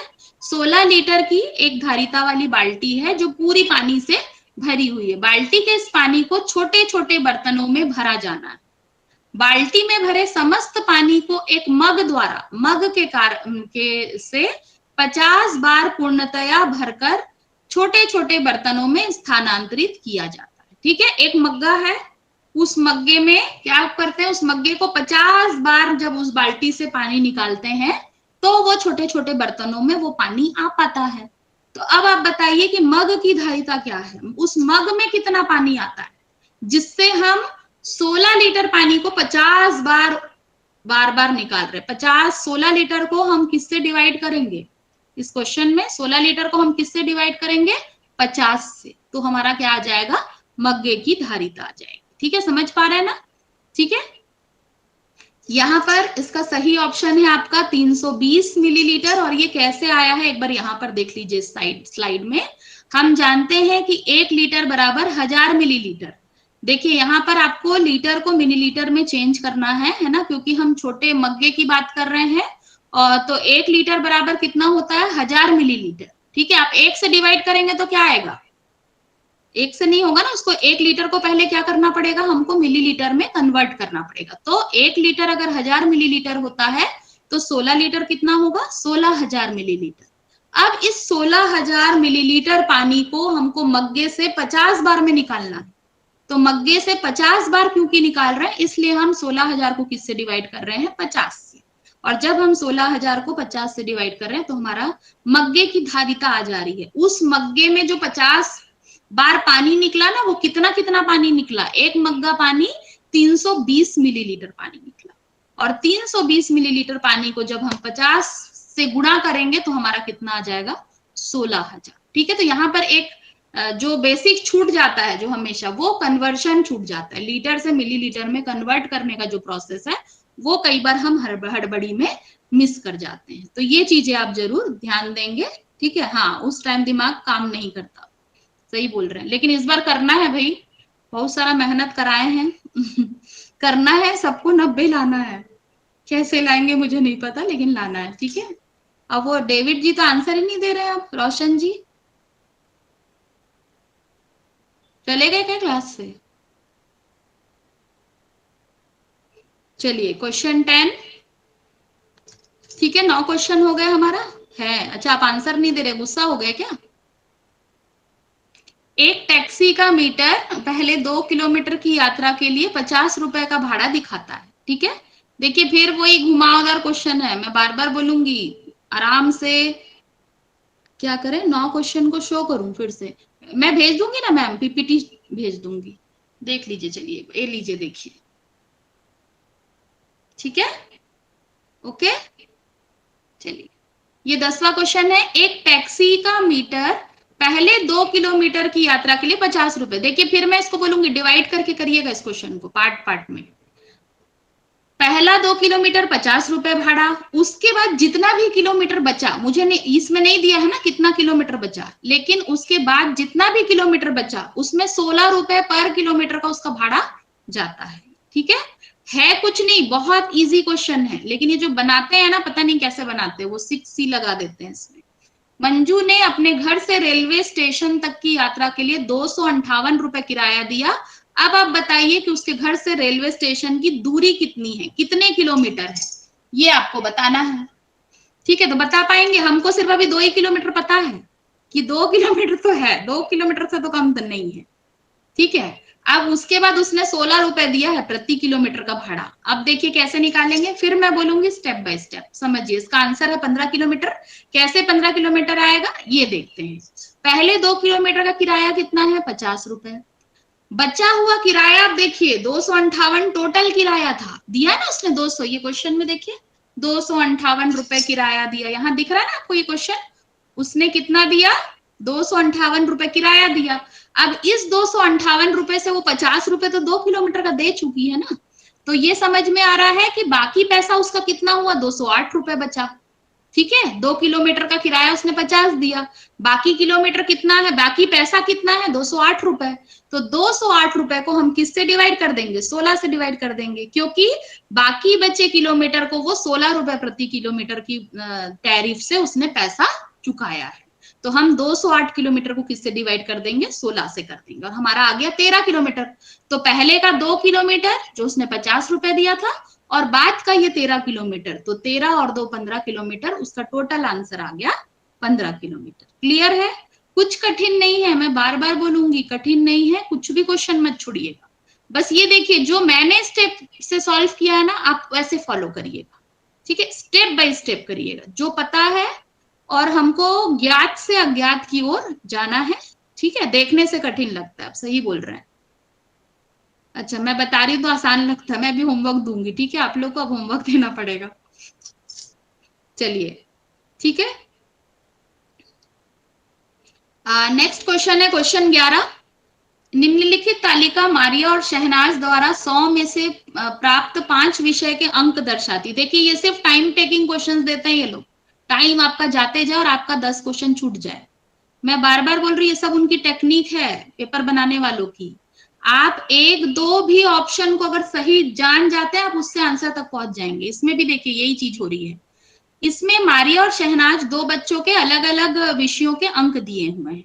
अब इसमें 4 सेंटेंस दे दिया, भाषाओं को छोड़कर मारिया ने शहनाज से प्रत्येक विषय में अधिक अंक प्राप्त किए हैं, मारिया ने शहनाज से केवल 2, मतलब आपको उलझा के रख देगा, है ना? आपको उलझा के रख देगा, ऐसे ऐसे ऑप्शन रहता है, वही नहीं करना है। उसमें से जो सबसे आसान दिख रहा है ना, चारों में से कौन सा आसान लग रहा है बताइए तो, जो आप एकदम फट से कर लेंगे, कौन सा आसान? मुझे तो चौथा लग रहा है आसान, कि मुझे मारिया और शहनाज के कुल प्राप्तांक जो है वो अगर मैं निकाल लूं तो मैं एक बार चेक कर सकती हूँ कि चौथा सही है कि नहीं है, ठीक है? तो मैं क्या करूं, दोनों का मैं टोटल कर लूं, क्योंकि मुझे तो चारों को चेक करना पड़ेगा ना। आप शुरू से करेंगे, पहला फिर दूसरा फिर तीसरा फिर हम क्रम को चेंज कर लेते हैं। जो आसान लग रहा है हम वहां से शुरू करते हैं, कठिन वाले को ये पहले दे देते हैं ये लोग, पहला और दूसरा देखिए कठिन है, और वहीं पे टीचर उसको छोड़ देता है, आगे प्रश्न में बढ़ जाता है। तो मेरा ट्रिक यही है, मेरा आपको टिप यही है कि आप सरल वाला ऑप्शन देखिए। इसमें से मुझे सबसे सरल वही लग रहा है, मारिया और शहनाज के कुल प्राप्तांक। इसलिए देखिए अब दोनों का टोटल करिए, दोनों का टोटल आ गया 390। एक ही स्टेप में आप आंसर तक पहुंच गए, दोनों के कुल प्राप्तांक समान है। अब यहाँ देखिए ऑप्शंस को, बाकी ऑप्शन आपको देखना ही नहीं है, जब आपका आंसर आ गया है तो सही। जब हमारे पास टाइम की कमी है, जब हमको आगे बढ़ना है, तो जो जहां पे हमारा एकदम परफेक्ट क्लिक हो गया कि राइट आंसर है, तो अब हमको दूसरे जो ऑप्शन है उसमें उलझना ही नहीं। तो यहाँ पर मारिया और शहनाज के कुल प्राप्तांक समान है, ये जो चौथा ऑप्शन है। मैं और ये एक और टिप है कि इसमें से ये देखिएगा ना आप, सही कथन, इसको आप गोला कर लीजिएगा। गलत कथन पूछ रहा है कि सही कथन, इसमें भी बहुत लोग आप लोग गलती करते हैं। कई बार गलत पूछ रहा है, आप सही वाले को टिक करके जाते हैं। इसको आप लोग ना जब जाएंगे तो मुझे याद करिएगा, और सही या गलत उसको गोला करिएगा, ठीक है? गोले में कुछ बनाना है तो बना भी दीजिएगा, लेकिन इसको गोला करिएगा और तब फिर आप आंसर को करिएगा सॉल्व। सही कथन पूछ रहा है ना, सही कथन हमको तुरंत मिल गया, चौथा सही कथन है वो, तीनों दोनों के सेम मार्क्स है टोटल, तो हमको सही कथन मिल गया, तो क्यों फिर दिमाग वो करना। तो इस तरह से ये सब टेक्निक है। और हम ब्लेम करते हैं कि बहुत लंबा बना दिया, कुछ लंबा नहीं है, बाकी ऑप्शन तो देखने ही नहीं थे, क्यों देखे आप। चलिए क्वेश्चन 12 की ओर चलते हैं। गणित के शिक्षण अधिगम संदर्भ में निम्नलिखित में से कौन सी प्रक्रिया वांछनीय, मैं फिर बोल रही हूँ, क्या पूछ रहा है उसको गोला करिए। क्या पूछ रहा है? वांछनीय, मतलब क्या है वांछनीय? सही है, अच्छा चीज है कि बुरा चीज है? मतलब होना चाहिए कि नहीं होना चाहिए, बताइए। वांछनीय मतलब क्या होता है? गणित के शिक्षण अधिगम संदर्भ में निम्नलिखित में से अच्छी चीज है ना, कौन सी चीज अच्छी है इन चारों में? तो जो सबसे अच्छी है वो आपको टिक करना, इसलिए मैं बोल रही हूँ इसको गोला करिएगा। जब हम गोला नहीं करते ना, तो कई बार जो एक गलत दिखता है हम उसको टिक करके आ जाते। तो अच्छी कौन सी है देखिए। भ्रांति को रोकने के लिए मुक्त उत्तर वाले प्रश्नों से बचना चाहिए, कभी नहीं। ओपन एंडेड तो हमेशा अच्छे होते हैं क्वेश्चन। संकल्पनाओं की अंतर्दर्शी समझ को प्रोत्साहित करना चाहिए, जो बच्चे की थिंकिंग होती है, जो एक तार्किक वो होती है, उसको समझना प्रोत्साहित करना चाहिए। खुली पुस्तक परीक्षा से बचना चाहिए, बिल्कुल नहीं। खुली पुस्तक ओपन बुक एग्जाम को तो अभी खुद प्रमोट कर रही है केंद्र। विद्यार्थियों को बताना चाहिए कि प्रश्नों को हल करने के लिए निर्धारित कदमों का अनुकरण करें, बिल्कुल बच्चों को बांधना नहीं चाहिए कि आप यही स्टेप करोगे। तो ये पहला भी गलत, और जैसे जैसे आप पढ़ते जाए ना उसके सामने क्रॉस करते जाइए, तो गलत। ओपन एंडेड क्वेश्चन कभी खत्म नहीं करना है। अब मान लीजिए सेकंड में आपको डाउट है, मान लीजिए नहीं समझ आ रहा, अंतर्दर्शी का मतलब नहीं आया समझ में, तो मेरा टिप ये है आप तीसरे में जाइए। खुली पुस्तक परीक्षा से बचना चाहिए, बिल्कुल गलत। विद्यार्थियों को क्या बताना चाहिए कि आप ऐसे ऐसे हल करो? बिल्कुल नहीं, हर बच्चे का अपना करने का तरीका है। तो हमारा तो 3 गलत हो गया, तो हमारा मतलब ये जो छूटा हुआ है वही हमारा क्या है? सही है। तो सही उत्तर हमारा क्या है? संकल्पनाओं की अंतर्दर्शी समझ को, इसका मतलब क्या होता है? जो कॉन्सेप्ट्स की जो गहरी समझ है वो बच्चों में बननी चाहिए, ये ही राइट ऑप्शन है आपका। ठीक है, तो कभी भी ऐसे थोड़े से ना जो पेडागोजिकल वर्ड्स होते हैं ना बहुत कठिन होते हैं, तो आप कंफ्यूज मत होइएगा। एक तो आप उसका इंग्लिश देख लीजिए, वहां आपको कॉन्सेप्ट दिखाई देगा इंग्लिश वाले में, तो आपको समझ में आ जाएगा। मान लीजिए आप फिर भी नहीं समझ पा रहे हैं, आप बाकी ऑप्शंस को ट्राई करिए जिसमें से बाकी तीनों को आप जानते हैं, और जैसे हमने बाकी तीनों में क्रॉस लगाया तो हमारा जो बचा हुआ ऑप्शन है वही सही ऑप्शन है। तो इस तरह से आप जो पेडागोजी के क्वेश्चन है, कथन वाले क्वेश्चन है, सही गलत वाले क्वेश्चन है, आप इस तरह से इस टेक्निक को अपनाकर करिएगा। चलिए क्वेश्चन 13, गणित के कक्षा कक्ष में अध्यापक ने निम्नलिखित कुछ प्रश्न प्रस्तुत किए। उस आयत का क्या क्षेत्रफल है जिसकी एक भुजा ये 4 प्रकार के क्वेश्चन एक टीचर दे रहा है, 4 प्रकार के क्वेश्चन है। पहला, उस रेक्टेंगल का एरिया बताइए जिसकी भुजा दी गई है और परिमाप दिया है। क्या बताना है? क्षेत्रफल। उन संख्याओं का समुच्चय ज्ञात कीजिए जिनका माध्य 4 है। 0 से 8 के मध्य सभी अभाज्य संख्याओं की सूची बनाइए और आयतों के बारे में जो भी आपकी गणितीय जानकारी है मुझे बताइए। 4 दे दिए हैं। अब देखिए जो ऑप्शंस दिए हैं उसमें 2 ही चीज फोकस किए जा रहे हैं। क्या आप फोकस कर रहे हैं? बंद सिरे वाले प्रश्न और मुक्त सिरे वाले प्रश्न। ठीक है, ओपन एंडेड क्वेश्चन और जो क्लोज्ड एंडेड क्वेश्चन। ठीक है, ओपन एंडेड क्वेश्चन जिसके बहुत से उत्तर हो सकते हैं, क्लोज्ड एंडेड क्वेश्चन जिसका वही उत्तर होगा, सारे बच्चों का उत्तर एक ही होगा। तो किसको अच्छा माना गया है? ओपन एंडेड क्वेश्चन को अच्छा माना गया, मुक्त सिरे वाले प्रश्न। अब आप ऑप्शंस में ये देखिए कि सारे आपके वही पूछ रहा है, ए बी बंद है, ए बी सी बंद है, ए बंद है, ए और सी बंद है, बी और डी मुक्त है। मतलब आपको क्या समझ में आया इससे? कि मेरे को चारों ये जो स्टेटमेंट दिए हैं ये पता लगाना है कि इसमें से बंद कौन सा है और उसमें से मुक्त। ये आपका टेक्निक है इसमें। ठीक है, आपको क्या करना है? चारों को पढ़िए, उसके सामने लिख दीजिए ओपन क्लोज्ड लिख दीजिए। आप देखिएगा 1 मिनट में आप सही ऑप्शन को वहां पर कर लेंगे। चलिए बताइए पहला वाला, उस आयत का क्या क्षेत्रफल है जिसकी एक भुजा, ये क्या है? ओपन है कि क्लोज्ड है? क्लोज्ड है। इसका एक ही क्वेश्चन एक ही आएगा ना बच्चों का, सभी का आंसर। उन संख्याओं का समुच्चय ज्ञात कीजिए जिनका माध्य 4 है। ये क्या है? ओपन है, मुक्त है। बहुत सारे हो सकते हैं ऐसे ग्रुप संख्याओं के। 0 से 8 के मध्य अभाज्य संख्या, तो 0 से 8 तो बच्चा वही बनाएगा ना, कहां से नया लाएगा? ये क्लोज्ड है। और चौथा, आयतों के बारे में आपकी जो भी गणितीय जानकारी है मुझे बताइए। तो मैं बोल सकती हूँ कि भाई आयत में लंबाई चौड़ाई अलग अलग होती है, राधा मैडम बोलेगी कि इसका परिमाप ऐसा होता है, रोशन सर बोलेंगे कि इसका क्षेत्रफल ऐसा। तो हर बच्चा अपना अलग अलग बोल रहा है ना, तो ये भी क्या है? ओपन हो गया। तो देखिए पहला क्लोज्ड है, दूसरा ओपन है, तीसरा क्लोज्ड है, चौथा ओपन है। अब फटाक से देखिए, पहला बंद बंद का ज्यादा आ रहा ना हमारे ऑप्शंस में, तो बंद वाला कौन सा है? ए और सी। फट से देखिए, ए और सी बंद सिरे मिल गया आपको। ए और सी बंद सिरे एक ही में आपको मिल जा रहा है, बाकी किसी को आपको देखने की जरूरत नहीं। तो ये टेक्निक होती है। आप ऐसे आप क्वेश्चंस को आप नहीं तो फिर घूम के रह जाएंगे, ये करना क्या है, इसमें कैसे समझूं? इसी को देख रहे हैं और सी और डी को भी देख रहे हैं, मतलब क्या है सी डी का एक साथ देखने का? या तो आप क्लोज को देखिए या ओपन को, किस चीज की इसमें डिमांड है ऑप्शंस में, आपको ये चेक करना है और उसी पर फोकस करना है।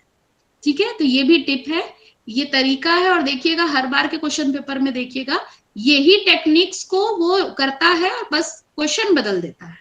ठीक है, यहाँ पे क्षेत्रफल वाला क्वेश्चन दे दिया, ओपन एंडेड और क्लोज एंडेड दे दिया, कल को कुछ और दे देगा। लेकिन टेक्निक ये है सॉल्व करने का, जो सॉल्व करने का टेक्निक है वो यही है। ठीक है, क्लियर है सभी लोग? आगे बढ़ते हैं क्वेश्चन नंबर 14। यहाँ पे मैंने उसका पूरा क्लैरिफिकेशन भी रखा है बाद में पढ़ने के लिए। बंद सिरे वाले प्रश्न क्या होते हैं? जिसका एक ही निश्चित उत्तर होता है। और मुक्त सिरे वाले प्रश्न जिसके कई उत्तर होते हैं। तो पहला क्या है? बंद सिरा, दूसरा मुक्त सिरा, तीसरा बंद सिरा, चौथा मुक्त सिरा। इसलिए जो ऑप्शन है ए और सी बंद सिरा वो हमारा राइट आंसर है। ठीक है, तो आप लोग बाद में भी स्टडी कर सकते हैं इसको। चलिए क्वेश्चन 14, गणित के शिक्षण अधिगम पर निम्नलिखित में से किसका प्रभाव होने की संभावना न्यूनतम है? फिर मेरा टिप यहाँ पे आपको है, क्या टिप है? ये न्यूनतम को बोला करिए। ठीक है, न्यूनतम को पहले गुणा करिए, क्या सबसे कम क्या होना चाहिए, ये इस पर फोकस आपका होना चाहिए। अब करिए, फीडबैक की गुणवत्ता में वृद्धि, ये कम होना चाहिए क्या? नहीं। ठीक है, कम होना चाहिए क्या?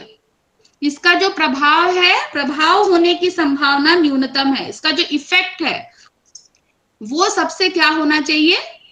कम होना, उसकी संभावना जो है वो सबसे कम है। बताओ, मूल्यांकन के परिणामों का के प्रयोग से शिक्षण में परिवर्तन करना, इसका कोई आंसर नहीं दे रहा है। मूल्यांकन के परिणामों के प्रयोग से शिक्षण में परिवर्तन करना, जो मूल्यांकन के जो परिणाम आते हैं ना, उससे बच्चों में क्या हम परिवर्तन ला सकते हैं उनके सीखने में। मूल्यांकन के कारण छात्रों के आत्मविश्वास पर प्रभाव पड़ने के तरीकों की जानकारी होना, और छात्रों के गलत उत्तरों के पूरे हल देना। तो इसमें जो चौथा ऑप्शन आप देख रहे हैं, छात्रों के गलत उत्तरों के पूरे हल बता देना, वो जो है उसमें सीखने की, बच्चे की सीखने की संभावना सबसे कम। ठीक है, बाकी जो तीनों है वो बच्चे के फायदे के लिए, लेकिन सबसे कम जो है वो कौन सा है? छात्रों के गलत उत्तर को यदि हम पूरा उसका हल बता देते हैं तो वहां बच्चे की सीखने की संभावना सबसे कम है। यहां पर देख लीजिए इसका क्लैरिफिकेशन, 1, 2 और 3 तीनों अच्छे शिक्षण को प्रभावित करते हैं। फीडबैक भी अच्छा शिक्षण का ट्रिक है, असेसमेंट भी अच्छे शिक्षण का टेक्निक है, और कॉन्फिडेंस को समझना ये भी अच्छे शिक्षण का तकनीक है। लेकिन चौथा जो है कि गलत उत्तर का पूरा हल दे देना, ये छात्रों को बिना स्वयं सोचने का मौका दिए सीधे पूरे हल दे देना उनके चिंतन और सीखने में सबसे कम प्रभावी होगा। ऐसा नहीं कि गलत नहीं बोल रहा, लेकिन सबसे कम प्रभावी कौन सा होगा, ये आपका क्वेश्चन था। तो अगर आप बच्चे को पूरा पूरा सही सॉल्यूशन बता देते हैं गलत करने पे, तो ये बच्चे के सीखने में सबसे कम प्रभावी होगा। ठीक है, तो ये एक टिप है कि आप उसको नोट करिए, न्यूनतम वर्ड को नोट करिए, उसी पे फोकस करिए, और चारों ऑप्शन को एक बार रीड करके आप ये फाइंड आउट करिए कि इसमें से कौन सा ऐसा ऑप्शन है जिसका इफेक्ट सबसे कम बच्चों के सीखने पर पड़ सकता है। ठीक है, क्वेश्चन नंबर 15 है, रोहित ने अनुभव किया कि वर्ग एक समचतुर्भुज है और एक आयत। ठीक है, वर्ग क्या है? समचतुर्भुज भी है और एक आयत भी है, दोनों ही है। वह वैन हील के मानस चिंतन के कौन से चरण पर है? आपने वैन हीले जी के बारे में पढ़ा है, वो 5 स्तरों की बात किए थे, 0, 1, 2, 3, 4। मैंने ज्यामिति की कक्षा में इसको आपको बताया था कि वैन हीले जी के 5 सीखने के चरण हैं मानस चिंतन के। अब अगर कोई रोहित बच्चा है, वो ये बोल रहा है कि वर्ग जो है वो एक समचतुर्भुज भी है और एक आयत भी है, square is a rhombus as well as a rectangle. अगर वो ये बोल रहा है, इस बात को वो बोल रहा है क्लास में, तो वो कौन से चरण में है? स्तर 0 में है कि 1 में है कि 2 में है कि 3 में है? किसमें है वो? स्तर 2 में है। वेरी गुड, सबका आंसर सही है। वो संबंध बना पा रहा है, समचतुर्भुज, आयत और वर्ग के बीच एक संबंध निर्मित मतलब एक स्थापित कर पा रहा है संबंध की, जो प्रॉपर्टीज है समचतुर्भुज की या वर्ग की या आयत की, उसके बीच वो एक रिलेशन बना के उनके बीच जो भी इक्वालिटी है, इनइक्वालिटी है, उसके बेसिस पे वो एक उनके बीच एक संबंध बना रहा है, रिलेशन बना रहा है। तो वो कौन से स्तर पे है वो बच्चा?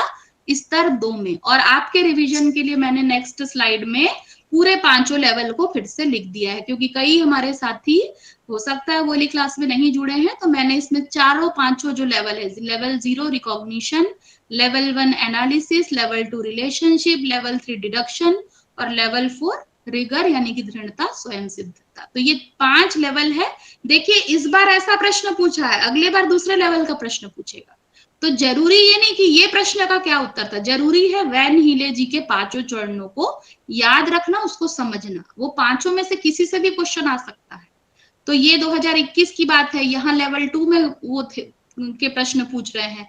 आप जब हम 2024 में करेंगे तो वो दूसरे। लेकिन वैन हीले जी का जो ये है चिंतन के स्तर, ये बहुत इंपॉर्टेंट है, हर बार इससे क्वेश्चन आते ही हैं। तो इसको तो आप बिल्कुल रट लीजिए। ठीक है, इसको समझ बना लीजिए, रटने से भी नहीं, समझ बना लीजिएगा। पहले स्तर का बच्चा क्या करेगा, दूसरे लेवल 1 का बच्चा क्या करेगा, 2 का क्या करेगा, 3 का क्या करेगा, 4 का क्या करेगा। ठीक है, तो इस तरह से आप क्वेश्चन 15 हो गए हमारे। क्वेश्चन 16 है, किन्हीं 2 पूर्ण संख्याओं का योग एक पूर्ण संख्या होता है। यहाँ पर ये चीज एक नई कॉन्सेप्ट आया था जो हम लोग अभी तक नहीं पढ़े हैं। और मुझे ऐसा लग रहा था कि आप में से बहुत सारे साथी शायद ये जो प्रॉपर्टीज होते हैं नंबर्स के, ये पता नहीं मुझे आप जानते हैं कि नहीं जानते हैं, आप बताएंगे। आपके लिए क्या ये नया है? संवरक गुण, क्रम विनिमेय गुण, साहचर्य गुण, वितरण गुण, आप बताएं ये आपके लिए नया है क्या? तो मैं इसको पूरा डील करती हूँ, चारों क्या होते हैं इसको मैं समझाती हूँ, और नहीं तो हम सीधा आंसर से आगे बढ़ सकते हैं। नए हैं आपके लिए? अच्छा, जानते हैं भी बोल रहे हैं, नए भी बोल रहे हैं। एक बार क्विक देख लेते हैं चारों, मैंने चारों रखे हैं अपने स्लाइड में, ठीक है? एक बार जल्दी से देख लेते हैं। यहां पर इसका जो सही उत्तर है वो संवरक है। जो भी साथी ऑप्शन ए पे टिक लगा रहे थे उनका आंसर बिल्कुल सही है, संवरक गुण, जिसको हम क्लोजर प्रॉपर्टी बोलते हैं। क्लोजर प्रॉपर्टी बोलते हैं किसका? यहाँ पर बात किसकी हो रही है? पूर्ण संख्याओं की, होल नंबर्स की। तो ये जो पूरे प्रॉपर्टीज है वो किसके हैं? होल नंबर्स के प्रॉपर्टीज। अब मैंने स्लाइड में इसलिए डाले हैं आप बाद में देख सको, लेकिन मैं यहाँ पर थोड़ा थोड़ा जल्दी जल्दी डील कर देती हूँ। पहला है आपका क्लोजर प्रॉपर्टी, जो आपका आंसर है आप समझ लीजिए ये क्या होता है। इसका मतलब ये होता है कि अगर कोई संख्या, अगर कोई संख्या कहाँ गए थे? अगर कोई संख्या W को बिलोंग करता है, W मतलब होल नंबर, पूर्ण संख्या, अगर कोई ए संख्या पूर्ण संख्या के ग्रुप में आता है, ये कोई संख्या मान लीजिए 0 है, वो पूर्ण संख्या है ना, और कोई दूसरी संख्या B वो भी पूर्ण संख्या का है, मान लीजिए 1, 0 और 1 दोनों पूर्ण संख्या है कि नहीं? तो जो दोनों का योगफल होगा वो भी क्या होगा? एक पूर्ण संख्या। ये पहला प्रॉपर्टी हो गया, जिसको हम क्या कहते हैं?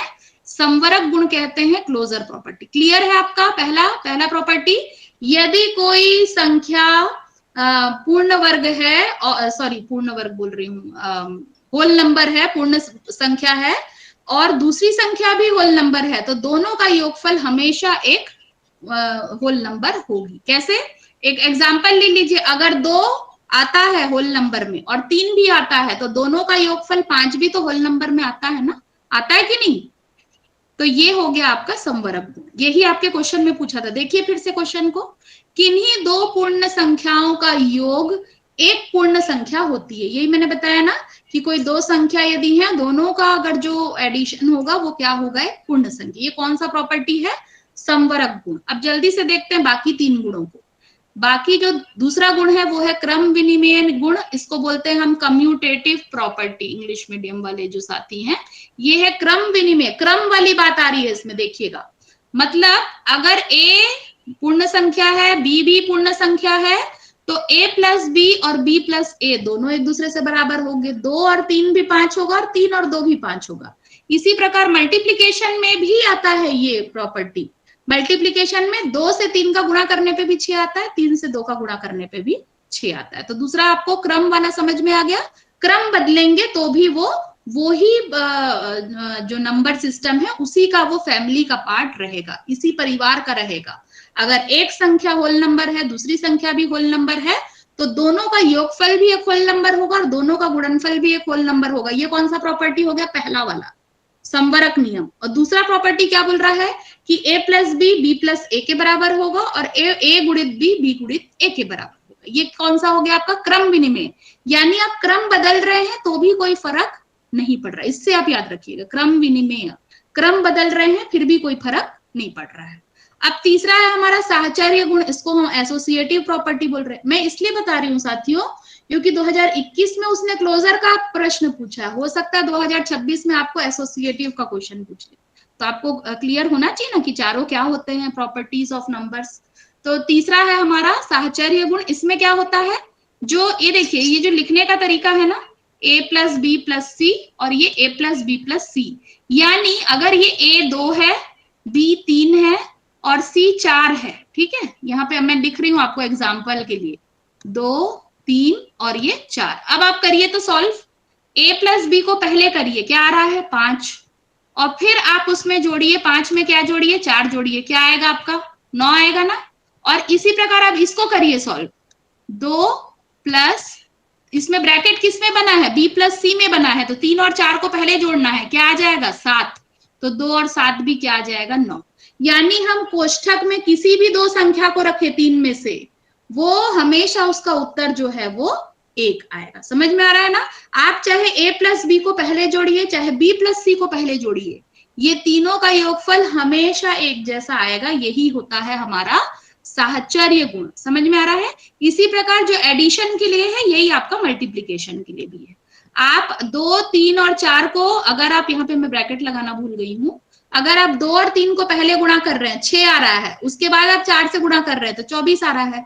अब दूसरा तरीका देखिए, इसमें 3 और 4 को पहले गुणा करना बोल रहा है, 3 और 4 का गुणा 12 आएगा, 12 को फिर से आप 2 से करेंगे तो दोनों में आंसर 24 आएगा। तो हम कैसे भी उसका क्रम रख ले, हम कैसे भी उसके समूह बना ले, उस समूह को सॉल्व करने का जो भी क्रम रहेगा, लेकिन आंसर हमेशा आपका 1 आएगा। तो ये हो गया आपका तीसरा नियम, जिसको हम कहते हैं साहचर्य नियम। और चौथा नियम है आपका वितरण नियम। ठीक है, वितरण नियम को ये आप देख लीजिए, लास्ट वाला लाइन, हम a गुणित b धन c लिखते हैं तो हम इसको वितरण कर सकते हैं। पहले हम a को b से पहले गुणा करेंगे, फिर क्या है, प्लस का चिन्ह है, ये पहले मैंने a को b से गुणा कर लिया, फिर मैंने प्लस का चिन्ह क्यों लगाया, क्योंकि यहाँ पे प्लस का चिन्ह है। उसके बाद मैं a को c से फिर से गुणा करूंगी, क्योंकि मैं क्या कर रही हूँ, वितरण कर रही हूँ। ठीक है, मैं उसको फैला रही हूँ, समझ लीजिए, या ब्रैकेट खोल के मैं उसका गुणा कर रही हूँ। पहले a का गुणा b के साथ होगा और फिर a का गुणा c के साथ होगा, और दोनों के बीच चूंकि प्लस का चिन्ह है, इसलिए क्या होता है, वहां पर बीच में प्लस चिन्ह लग रहा है। अगर यहाँ माइनस आता तो यहाँ पर क्या आता, माइनस आता। लेकिन ये पूरा जो है किसकी प्रॉपर्टीज मैंने बताई है, पूर्ण संख्याओं की प्रॉपर्टीज बताई है। यही चीजें जो है वो मतलब आपके इंटीजर्स में भी होता है, नेचुरल नंबर में भी होता है। नेचुरल नंबर का उदाहरण लेंगे आप, उसमें जीरो कहीं यूज नहीं करेंगे। जब आप इंटीजर लेंगे तो आप ये प्रॉपर्टीज देख सकते हैं कि उसमें कौन कौन सी प्रॉपर्टी लग रही। तो 4 नियम कौन कौन से है, क्लोजर प्रॉपर्टी, फिर क्या है आपका क्रम विनिमय नियम, पहला है आपका संवरक गुण, जिसमें हम दोनों एक ही परिवार के रहेंगे, ये बता रहे हैं। क्रम विनिमय में हम बता रहे हैं कि क्रम कितना भी हम बदल लें, आंसर हमेशा एक रहेगा। तीसरा हम बोल रहे हैं साहचर्य गुणा, आप ग्रुप कैसे भी बना ले, लेकिन आप जोड़ेंगे तो उत्तर हमेशा वही आएगा, और गुणा भी करेंगे तो उत्तर हमेशा वही आएगा। तीसरा हो गया। और चौथा हो गया वितरण, जब भी हम गुणा करते हैं और ग्रुप में उसको गुणा करते हैं किसी एक पदीय व्यंजक से, तो हमेशा वो जो है वितरण करके अलग अलग उनके साथ वो गुणा करके उसका योगफल किया जाता है। तो ये 4 प्रॉपर्टी आप याद रखिए। ये 4 प्रॉपर्टी से कोई भी प्रॉपर्टी आपके क्वेश्चन में आए, चूंकि ये नया टॉपिक था इसलिए मैंने चारों को डील किया है ना। आप सोच रहे होंगे क्वेश्चन में इतना टाइम लग रहा है, लेकिन ये चारों नए हैं आपके लिए, ये अभी किसी टॉपिक में कवर नहीं हुए थे, इसलिए मैंने इसको चारों को स्लाइड में भी रखा और इसको यहाँ पे डील भी कर लिया। चलिए अगले क्वेश्चन की ओर बढ़ते हैं। 17 नंबर, गणित के शिक्षण अधिगम के विषय में निम्नलिखित में से कौन सा कथन सत्य नहीं है। फिर मैं बोलूंगी जो है कि नहीं है उस पे गोला करो। किस पे गोला करना है, नहीं है, सत्य नहीं है, असत्य करना है मतलब हम।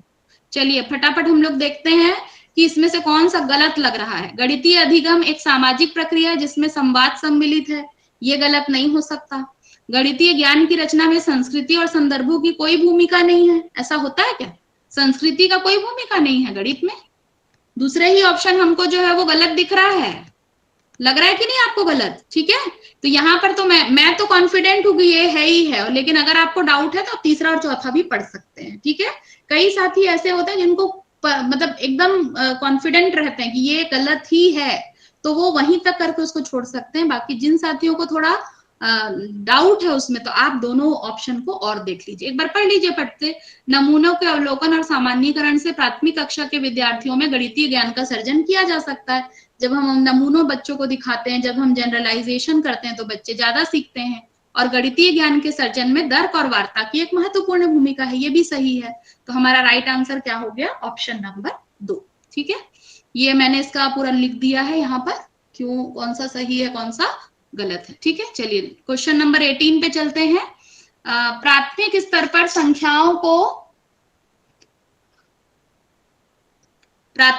संख्याओं को पढ़ाने के लिए निम्नलिखित में से कौन से कथन सत्य। फिर देखिए यहाँ सत्य को गोला लगाइए, ये देखिए सत्य को गोला लगाइए, गलती कभी नहीं होगी इसलिए मैं बोल रही हूँ। तो अब देखिए इसमें से फिर दो ऑप्शन बोल रहा है, फटाफट इसमें से सत्य और असत्य आप अभी लिख लीजिए, क्योंकि यहाँ पे देखिए 2 ऑप्शन की बात हो रही है। तो फिर आप देखेंगे, फिर पढ़ेंगे, टाइम वेस्ट होगा। सबसे पहले आप क्या कर लीजिए, चारों को पढ़िए और चारों में ट्रू और फॉल्स डाल लीजिए। जैसे यहाँ पर पहला क्या है, संख्याओं की अंतर्दर्शी समझ को प्रोत्साहित किया जाना चाहिए। इसमें क्या है, कॉन्सेप्ट बिल्डिंग को होना चाहिए बच्चों में, है ना। तो ये क्या लग रहा है हमको, सही लग रहा है, सही कर लेते हैं। संख्याओं को लिखना अनुक्रम में पढ़ाना चाहिए। संख्याओं को क्या हमको सीरियल कराना चाहिए, रटना नहीं चाहिए हमको। 1 2 3 क्यों कराएं, हम 3 6 भी तो बच्चों को करा सकते हैं। तो ये जो है वो दूसरा जो है वो क्या है, गलत है। तीसरा देख लीजिए, गणना से पहले संख्याओं को संख्यांक रूप में लिखना सिखाना चाहिए क्या, कि पहले हमको अंक लिखना चाहिए कि सीधा पहले गिनती लिखा दे। तो ये भी गलत है आपका। पहले हमको क्या करना है, बच्चों को संख्या सिखानी, अंक सिखाना, उसके बाद हम उसको संख्यांक के रूप में बच्चों को सिखाएंगे। संख्याओं में अनुक्रम असंगति को प्रोत्साहित करना चाहिए। ये इसमें क्या आ रहा है कि जो ऑर्डर इररिलेवेंस है, मतलब ये जो अनुक्रम जो सीरियल वाइज होता है ना, वो प्रोत्साहित करना चाहिए। जैसे मैं एबीसीडी में भी बोलती हूँ, एबीसीडी क्यों पढ़ा रहे हो, अ आ ई क्यों पढ़ा रहे हो, आप पढ़ाओ ना, त पढ़ा दो, किसी दिन ग पढ़ा दो, ल पढ़ा दो। इस तरह से जब हम बच्चों के साथ करते हैं, संख्याओं में भी आप कभी 2 पढ़ाइए, कभी 5 पढ़ाइए, कभी 15 पढ़ाइए। तो ये जो है संख्याओं के अनुक्रम, खासकर एनईपी आने के बाद इस पर बहुत ज्यादा फोकस किया जा रहा है। और अभी के क्वेश्चन पेपर पूरे एनईपी और एनसीएफ बेस्ड है ना। तो आपकी सोच भले हो सकता अलग हो, आप अपनी सोच वहां पे मत लगाइएगा। मतलब मैं ये कहना चाह रही हूँ कि जब मैं कुछ टीचर्स से बात करती हूँ, उनकी सोच है नहीं मैडम पहले तो 1 2 के बाद ही 3 पढ़ाएंगे हम। तो वो आप अपनी सोच को वहां पर मत करिएगा, क्योंकि यहाँ पर ये जो आपका क्वेश्चन पेपर बन रहा है ना, ये एनसीईआरटी से जो एनईपी है हमारा, जो एनसीएफ है, उसको फॉलो करते हुए बन रहा है। ठीक है, तो आप उसको ध्यान में रखते हुए आंसर करिए। तो इसमें आंसर क्या है हमारा, सही कौन कौन सा, सत्य वाला था ना हमारा, हमने किस पे गोला किया, सत्य। तो हमारा ए और डी जो है वो सही है। मैं ये आपको टिप दे रही हूँ कि हर लाइन को पढ़ने के बाद उसमें आप सत्य असत्य लिख लीजिए। जो नहीं लिखेगा ना, उसको बार बार पढ़ के बार बार समझना पड़ेगा। तो आपका प्रोसेस 4 गुना हो जाएगा। जब आप एक ही बार समझ के वहां पे टिक और क्रॉस कर लेंगे, तो आपका बहुत प्रोसेस आपका कम समय में हो जाए। क्योंकि देखिए मैंने टिक क्रॉस किया ना, मुझे और दोबारा पढ़ने की जरूरत नहीं है। लेकिन कुछ साथी क्या करते हैं, ए और बी चलो नहीं है, चलो फिर से अब बी और सी को फिर पढ़ता हूँ। तो जब आप बार बार पढ़ेंगे, बार बार समझेंगे, तो टाइम होगा ना वेस्ट। तो उसको आप कर लीजिए, ठीक है, ये करिएगा। ये मैंने इसका सॉल्यूशन डाल दिया है, देख लीजिएगा। क्वेश्चन 19 पे बढ़ते हैं। प्राथमिक स्तर पर गणित पढ़ाने के लिए निम्नलिखित में से कौन सा पहलू अत्यंत महत्वपूर्ण है। बताइए, यहाँ पे क्या हमको ध्यान देना है, महत्वपूर्ण को ध्यान देना। ये मैं बार बार आप लोगों को बोल रही हूँ, गोला करिएगा जरूर। कौन सा महत्वपूर्ण है, गणित को बच्चों के जीवन के अनुभवों का भाग बनाना। इसके बाद तो पढ़ने की जरूरत ही नहीं है, क्योंकि यहाँ एबीसी ऐसा नहीं दिया, एक ही ऑप्शन सही होगा। तो आप पढ़िए ही मत, ये पहला आपका राइट, क्योंकि इससे तो कोई नहीं अपना विचारधारा अलग रख सकता है। बच्चों के जीवन का जो अनुभव है वो गणित से जुड़ा रहना चाहिए, ये सत्य है। ब्रह्मांड इस सत्य को मानता है। तो आप आगे मत पढ़िए, मेरा कहना है। अगर टाइम कम है और अगर आपके पास बहुत टाइम शॉर्टेज है, तो आपको अगर सही मिल गया आप स्किप करिए, नेक्स्ट क्वेश्चन में पढ़ जाइए। फिर लास्ट में अगर आपके पास ऑप्शन बचेगा टाइम का, तो आप फिर चेक कर लीजिएगा, रीचेक। ठीक है, तो इस तरह से हमारा आंसर हो गया, आंसर नंबर 1। यहाँ पे क्वेश्चन 20 देखते हैं। निम्नलिखित क्रियाकलापों में से किससे विद्यार्थियों में त्रिविम विवेचन यानी दिक् स्थान की समझ, स्पेशल रीजनिंग विकसित होने की सर्वाधिक संभावना है। कौन सा ऐसा चीज है, संख्या चार्ट, सुडोकू, चौड़ाई आकृतियां की बार ग्राफ। इसमें से आप क्या क्या चीज जानते हैं, संख्या चार्ट जानते हैं, 1 से लेके 100 तक का जो संख्या चार्ट होता है वो जानते हैं। सुडोकू जानते हैं ना, वो पहेली होता है, संख्या पहेली। और चौड़ाई आकृतियां क्या होती है, ये कोई जानते हैं क्या, चौड़ाई आकृतियां जानते हैं कोई।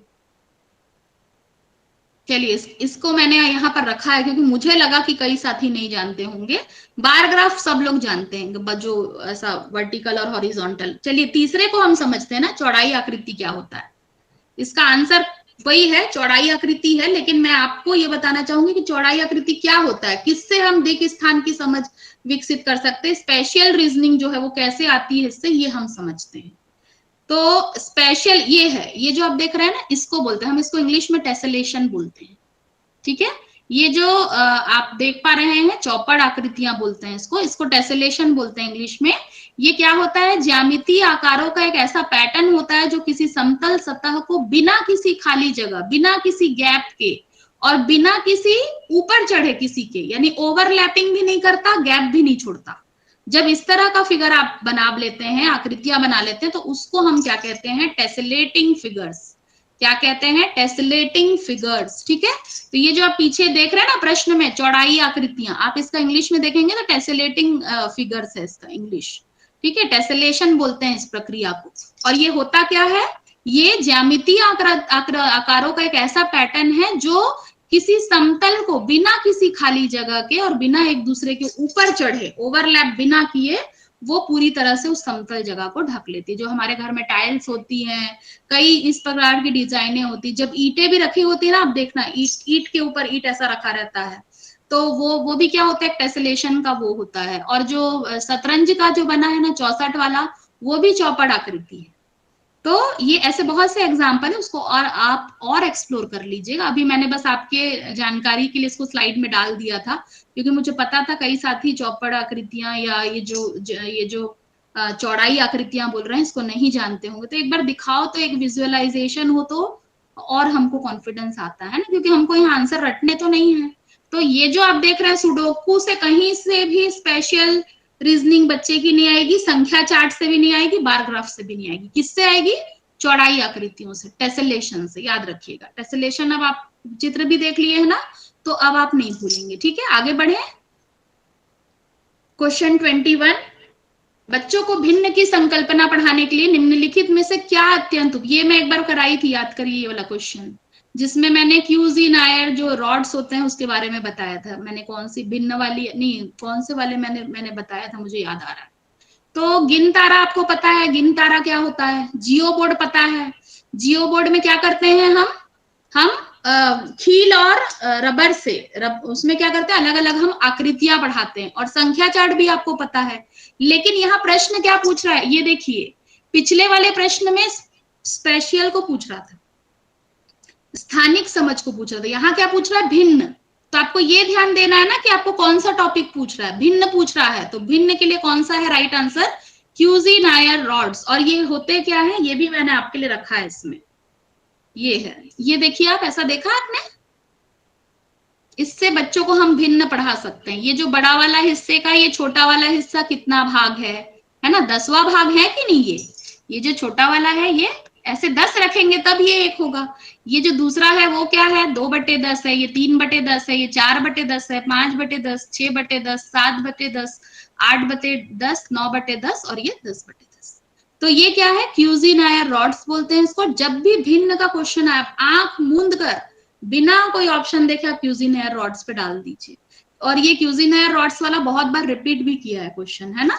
तो ये यहाँ पर मैंने इसका सॉल्यूशन लिखा है, बाकी क्यों नहीं है। एबेकस से केवल जोड़ घटाव होता है, जियो बोर्ड से क्षेत्रफल होता है, नंबर चार्ट से गिनती होती है। लेकिन हमारा जो प्रश्न है वो क्या है, भिन्न का है। तो भिन्न किससे होता है, केवल और केवल ऑप्शन डी से, क्यूजी नायर रॉड्स। तो ये आप चित्र देख पा रहे हैं क्यूजी नायर रॉड्स का। क्लियर है सबको। क्वेश्चन नंबर 22, 7:30 बज चुके, हमारे 8 क्वेश्चन बचे हैं, लेकिन सारे साथी भी जुड़े हुए हैं, हम इसको पूरा जरूर करेंगे। गणित की प्रकृति के विषय में निम्नलिखित में से कौन सा कथन सत्य नहीं है, कौन सा कथन, फिर मैं बोलूंगी गोला करिए, सत्य असत्य हाँ नहीं, सब पे गोला करिए। नहीं पे गोला कर दी मैं, नहीं पे जाना है, फोकस हमारा कहाँ रहेगा, नहीं पे। गणितीय ज्ञान की संरचना में तर्क कौशल महत्वपूर्ण है, टिक कर लीजिए, यही टिप है मेरा, जो समझ में आते जा रहा है टिक क्रॉस करते जाइए। गणितीय संकल्पनाओं की प्रकृति श्रेणीबद्ध है, तो सीरीज में रहती है कि नहीं, रहती कि नहीं। और प्राथमिक स्तर पर गणित प्रत्यक्ष है और कल्पना की आवश्यकता नहीं है, ये तो बिल्कुल गलत है भाई। क्यों बच्चे के लिए कल्पना की आवश्यकता नहीं है, तो यहीं पे हमको गलत वाला बिल्कुल दिख गया। मैं तो रहूंगी तो मैं चौथा ऑप्शन नहीं देखूंगी। ठीक है, तो हमारा राइट आंसर जो है ऑप्शन नंबर 3 है। क्लियर। चलिए, ये सब पेडागोजी के क्वेश्चन है, मुझे लगता है वो आपसे बन जाएंगे पेडागोजी वाले क्वेश्चन। बस वो थोड़ा जो वो ध्यान रखिएगा ना, आप लोग सत्य वाला असत्य डाल के आ जाते हैं, सत्य वाला सत्य डाल के आ जाते हैं, हाँ वाला नहीं डाल देते, नहीं वाला हाँ, वो थोड़ा ध्यान आप रखिएगा। ठीक है, चलिए क्वेश्चन नंबर 23, निम्नलिखित कथनों में से किसमें संख्या 3 का प्रयोग क्रम सूचक है। ये भी मैंने, मुझे लग रहा है मैं एक बार बात की हूं उस पर। क्रम सूचक नंबर्स जो होते हैं, ऑर्डिनल नंबर्स भी होते हैं, कार्डिनल नंबर्स, 2 प्रकार के नंबर्स होते हैं। ऑर्डिनल मतलब, कार्डिनल मतलब जो 1 2 3 4 होता है वो कार्डिनल है, और ऑर्डिनल मतलब फर्स्ट, सेकेंड, थर्ड, फोर्थ, पहला, दूसरा, तीसरा, चौथा। इसको हम क्या बोलते हैं? क्रम सूचक संख्या, जहां क्रम बता रहा है, पहली सीढ़ी, दूसरी सीढ़ी, तीसरी सीढ़ी, ये क्रम सूचक संख्या है। और जो सिंपल जो संख्याएं है वो क्या है? 1 2 3 4 5 6। तो यहाँ पर देखिए, पूछिए इसमें जो ऑप्शन दिए पढ़िए। मैं इस इमारत की तीसरी मंजिल पर हूँ। तीसरी यानी यहाँ क्रम बोल रहा है, तीसरे नंबर के, पहला, दूसरा, फिर तीसरा। तो हमारा राइट ऑप्शन हमको यहीं पे मिल गया है। बाकी में देखिए गिनती दिया है, 3 दिया है, 3 दिया है, 3 दिया है, बिल्कुल गलत। ये जो है वो क्रम सूचक नहीं है, ये कार्डिनल नंबर है। और हमको क्या चाहिए? ऑर्डिनल नंबर चाहिए। यहाँ मैंने नेक्स्ट स्लाइड में आपके लिए रख दिया है। कार्डिनल मतलब गणनावाचक संख्याएं, जैसे 3 कमरे, 3 सदस्य। और ऑर्डिनल मतलब क्रम सूचक संख्या, जो क्रम बता रहा है, आपको ऑर्डर बता रहा है। ऑर्डर से ऑर्डिनल याद रखिएगा। और first, second, third, fourth, 58th number, 58th floor, 100th floor, ये सब क्या है? आपका ऑर्डिनल नंबर है, क्रम सूचक संख्या है। ठीक है, तो ये भी क्वेश्चन आप ध्यान में रखेंगे। इसका ऑप्शन आप देख लिए, पहला जो ऑप्शन है इसका राइट ऑप्शन है। क्वेश्चन 24, शुद्ध कथन को पहचानिए। किसमें गोला लगाऊं? शुद्ध, शुद्ध कथन यानी सत्य। राइट रॉन्ग लगाइएगा, चलिए फट से। ठीक है, यहाँ पे यदि दो आकृतियों का क्षेत्रफल समान है तो उनका परिमाप समान होगा? बिल्कुल नहीं।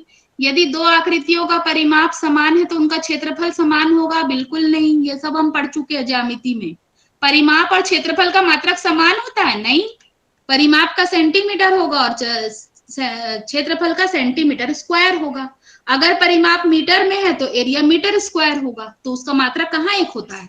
और किसी आकृति का आकार उसके परिमाप का निर्धारण करता है। बिल्कुल, कोई भी आकृति है उसका परिमाप कैसे निर्धारित होगा? उसके आकार से। तो हमारा जो शुद्ध कथन है, फिर से मैं बोल रही हूँ, गोले पर नजर रहनी चाहिए और पढ़ना आपको ऑप्शन है, लेकिन नजर कहाँ रहनी चाहिए? गोले पर। क्या चीज गोल, आपका क्या चीज आपका टारगेट है? शुद्ध कथन, सही वाला कथन। और साथ में ऐसे राइट रॉन्ग करते जाइए, आपका गलत नहीं होगा। जो राइट रॉन्ग नहीं करते ना, मन में राइट रॉन्ग करते ना, उस समय तो मन, ध्यान, दिमाग सब भ्रष्ट हो जाता है। तो ऐसा मत करिएगा। मैं भी बोल बोल के थक गई हूँ। चलिए क्वेश्चन 25, गणितीय पाठ्यक्रम के संबंध में शुद्ध कथन, फिर किस पे गोला लगाऊं? शुद्ध पे ना। मेरा पेन कहाँ चला जाता है? शुद्ध कथन, शुद्ध, गोला लगा ली शुद्ध में। अब बताइए, चलिए, बीज गणितीय विचारों की नींव प्राथमिक स्तर पर डाली जा सकती है? बताइए, अलजेब्रा डाली जा सकती है प्राइमरी में? नहीं डाली जा सकती। अच्छा, कुछ लोग, संतोषी जी, सब लोग, ये लोग ऊपर भी अंगूठा दिखा रहे हैं, कई लोग नीचे भी अंगूठा। क्यों नहीं डाली जा सकती भाई? क्यों नहीं डाली जा सकती? बिल्कुल डाली जा सकती है, बिल्कुल डाली जा सकती है। बीज गणितीय विचारों की नींव प्राथमिक स्तर पर डाली जा सकती है, बिल्कुल राइट है। और मैं इसको बताऊंगी कैसे राइट है। ठीक है, बाकी को पढ़ लेते हैं। भिन्नों की संकल्पना का परिचय केवल उच्च प्राथमिक स्तर पर देना चाहिए। क्या केवल उच्च प्राथमिक में ही भिन्न पढ़ाते हैं? बिल्कुल नहीं, हम तो तीसरी चौथी में पढ़ाते हैं। समझ को बेहतर करने के लिए ऋणात्मक संख्याओं की संकल्पनाओं का परिचय प्राथमिक स्तर में ही, प्राइमरी में ही निगेटिव पढ़ाना चाहिए क्या? बिल्कुल नहीं पढ़ाना चाहिए।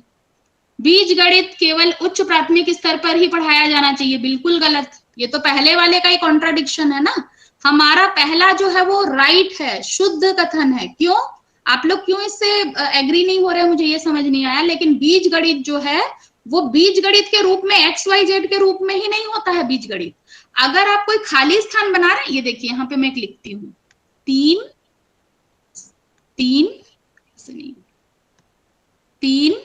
प्लस खाली डिब्बा, 3 प्लस खाली डिब्बा इक्वल टू 12। अगर आप ये दे रहे हैं ना, बच्चे को देते हैं प्राइमरी में, देते हैं कि नहीं? ये तो बीजीय व्यंजक है, ये खाली डब्बा ही तो एक्स बनता है बाद में। तो कैसे आप लोग उल्टा अंगूठा दिखा रहे थे? बीजगणित विचारों की नींव प्राथमिक स्तर पर डाली जा सकती है। हम बोलते हैं ना कि इसमें मुझे पता नहीं कितने कितने पत्थर हैं या कितने चॉकलेट है, फिर हम वैसे ही तो करते हैं, जो जादू दिखाते हैं ना, एक संख्या लो, उसका दुगना करो, दुगने में 4 जोड़ो, वो क्या है? वो क्या है? वो तो बीजगणित है। हम तो बच्चों से ऐसा कराते हैं, पहेली हल, तो वो तो बीजी गणित से होता है। लॉजिक तो उसका बीजगणितीय है, तो ये बिल्कुल सही है जो पहला ऑप्शन है, बीजगणितीय विचारों की नींव प्राथमिक स्तर पर डाली जा सकती है, बिल्कुल सही। और जो टीचर ऐसा डालता है ना, वो बहुत अच्छा अपने बच्चों को अलजेब्रा में स्ट्रांग बना देता है। अच्छा, जल्दी में लग गया, अच्छा कोई बात नहीं, बहुत लोग का जल्दी में उल्टा उल्टा लग गया। चलिए प्रश्न नंबर 26, प्राथमिक स्तर पर त्रिभुजों की अवधारणा का परिचय देने के संबंध में शुद्ध कथन को पहचानिए। देखिए फिर गोला लगाइए, मैं ये गोला बोल बोल के थक गई हूं। शुद्ध, शुद्ध मैं खुद शुद्ध पे गोला लगाना है, ठीक है। अब चलिए, सबसे पहले त्रिभुज की परिभाषा दे दी जानी चाहिए, देनी चाहिए क्या भाई? नहीं देनी चाहिए, गलत। संभ्रांति से बच्चे के लिए बच्चों को केवल समबाहु त्रिभुज प्रस्तुत करने चाहिए, बिल्कुल गलत। बच्चों के समक्ष विभिन्न प्रकार के त्रिभुज प्रस्तुत किए जाने चाहिए, परंतु अन्य आकृतियों से दूर रखना चाहिए, बिल्कुल गलत। बच्चों के समक्ष सभी प्रकार के त्रिभुज और अन्य आकृतियां प्रस्तुत करनी चाहिए। अगर हम सिर्फ समबाहु दिखाएंगे तो बच्चा क्या सोचेगा? जब बराबर होता है तो ही त्रिभुज बोलते हैं, अगर 3 3 3 होगा तो ही त्रिभुज होगा, अगर 3 2 5 होगा तो त्रिभुज नहीं होगा। ये होगा ना कि नहीं? छोटे बच्चे के मन में तो यही प्रभाव पड़ेगा कि भाई जब समबाहु होगा तो ही त्रिभुज बोलते हैं, अगर समबाहु नहीं है तो उसको कुछ और बोलते होंगे। इसलिए जब भी आप त्रिभुज पढ़ाएं तो समबाहु, विषमबाहु, नाम ना बोले, नाम बोलने की जरूरत नहीं है, लेकिन आप हर प्रकार का त्रिभुज बच्चे को दिखाएं, सीधा त्रिभुज। और मैं ये भी देखती हूँ कई टीचर उल्टा त्रिभुज बनाते ही नहीं है, और जब उल्टा त्रिभुज बना के दे दोगे ना तो बच्चे बोलते ये तो त्रिभुज नहीं है, वो तो सीधा ही होता है, ऊपर ही त्रिकोण, मतलब जो नुकीला रहता है ना ऊपर ही रहता है। ऐसा क्यों करते हैं आप लोग? सब प्रकार के त्रिभुज बनाइए, इधर मुंह वाला, उधर मुंह वाला, इधर नीचे, सब बताइए, ठीक है। तो ये क्लियर है आपको? हमारा राइट आंसर है शुद्ध वाला, ऑप्शन नंबर 4, ठीक है। अब हम पहुंच गए क्वेश्चन 27 में, 3 ही क्वेश्चन बस बचे हमारे। एक विभाजन के प्रश्न में भाजक भागफल का 5 गुना है और शेषफल का दुगना। ये आपको पता होगा ना, प्राइमरी वालों को भी ये पता है ना, भाजक, भागफल, शेषफल, है ना, ये पता है ना आपको। तो ये इसी के बीच आपको रिलेशन, ये कुछ कठिन नहीं है, बस उनके बीच आपको रिलेशन दे दिया, संबंध दे दिया, आपको सही ऑप्शन तक जाना है। चलिए यहाँ पर मैंने इसको जो सॉल्व किया, इसका आंसर पहले देख लीजिए, ऑप्शन नंबर 3 आएगा 25। कैसे आएगा इधर देखिए, जो साथी नहीं जानते हैं कि भाज्य भाजक क्या होता है उनके लिए भी मैंने स्लाइड में रखा है, क्योंकि मैंने बोला ना, मैंने 0 लेवल से लेके पूरा 100% तक सभी टीचर्स के लिए इसमें कंटेंट रखा है। तो यहाँ पर देखिए, जिस नंबर को हम डिवाइड करते हैं उसको हम क्या कहते हैं? भाज्य कहते हैं। जिस नंबर से डिवाइड करते हैं उसको हम भाजक कहते हैं। जो उत्तर आता है उसको हम भागफल कहते हैं, और जो नीचे बच जाता है उसको हम क्या कहते हैं? शेषफल कहते हैं। ये क्लियर हो गया जिसको नहीं पता था। अब आप देखिए, ठीक है, अब आप देखिए यहाँ पर ये तो है जो ये नियम है, हमको पता है, भाज्य बराबर भाजक गुणित भागफल धन शेषफल, ये हर में आएगा। ये सब भाग के प्रश्नों के लिए सही है ना, सत्यापित है। तो यहां से हम करते हैं, हमारा प्रश्न क्या था देखिए एक बार, एक विभाजन के प्रश्न में भाजक जो है वो भागफल का 5 गुना है और शेषफल का दुगुना है। अब देखिए इसका सॉल्यूशन मैंने कैसे किया है। शेषफल हमको क्या दिया है? 5 दिया है क्या? चेक करिए तो। हाँ, यदि शेषफल 5 है, दिया है ना, ये देखिए, यदि शेषफल 5 है, दिया है ना, तो अब इसी से मैं आंसर निकालूंगी। हमको दिया है शेषफल 5 और हमको प्रश्न में दिया है कि भाजक जो है वो शेषफल का दुगुना है, तो शेषफल कितना है? 5 है, 5 का डबल 10 हो गया। तो हमको एक और क्या मिल गया? हमारे पास शेषफल पहले से था, अब हमने क्या निकाल लिया? भाजक निकाल लिया। तीसरा ये दिया है, ये भी दिया है कि भाजक जो है वो भागफल का 5 गुना। भाजक के लिए 2 रिलेशन दिया है प्रश्न में, ये देखिए, भाजक के लिए क्या क्या दिया है? भागफल का 5 गुना है और शेषफल का दुगुना है, 2 रिलेशन दिया है ना भाजक का। ये देखिए, तो ये मेरा दूसरा है कि भाजक जो है वो भागफल का 5 गुना है। तो मुझे तो नहीं पता है भागफल क्या है, मुझे नहीं पता है ना, लेकिन मुझे ये पता चल गया है कि भाजक क्या है। कहां से पता चला? ये ऊपर वाले से। तो मैं भाजक की जगह क्या डाल दूंगी? 10 डाल दूंगी। 5 गुना तो वो बोल ही रहा है क्वेश्चन में, और भागफल मुझे पता नहीं है, तो भागफल क्या आ जाएगा? 10/5 यानी कि आ जाएगा 2। तो मेरा तीसरा भी निकल गया। अब ये जो फॉर्मूला है इसमें मैं रख दूंगी तीनों का मान को, भाज्य बराबर भाजक गुणित भागफल धन शेषफल। तो भाज्य मुझे नहीं पता है, वही मैं निकालूंगी। भाजक के जगह पे क्या रख दिया मैंने? 10 रख दिया। भागफल की जगह मैंने 2 रख दिया और शेषफल की जगह मैंने 5 रख दिया और हमारा उत्तर आ गया 25। ठीक है, तो कठिन कुछ नहीं होता है, कठिन तो गणित होता ही नहीं है, बिल्कुल नहीं होता। तो स्टेप बाय स्टेप करिएगा, आसानी से, थोड़ा सरलता से, दिमाग को थोड़ा एकदम माइंड कूल करके आप सॉल्व करिएगा, एकदम सरल। क्वेश्चन नंबर 28, 5 क्रमागत संख्याओं का योग 20 है। 5 क्रमागत यानी सीरियल वाइज नंबर, जैसे 1 2 3 4 5, इसको क्या बोलते हैं? क्रमागत संख्याएं। ठीक है, तो इनका जो योग है वो 20 है, लेकिन वो 5 संख्याएं क्या है ये नहीं पता है। ठीक है, ये नहीं पता हमको। उनका योग कितना है ये पता है, 20 है। प्रथम 3 क्रमागत संख्याओं का योग क्या? अब इसमें देखिए एक और मेरा टिप, ज्यादातर टीचर्स क्या करते हैं, 5 क्रमागत संख्याओं का योग 20 है, ये तो ध्यान में रखते हैं, 5 क्रमागत संख्याएं भी निकाल लेते हैं।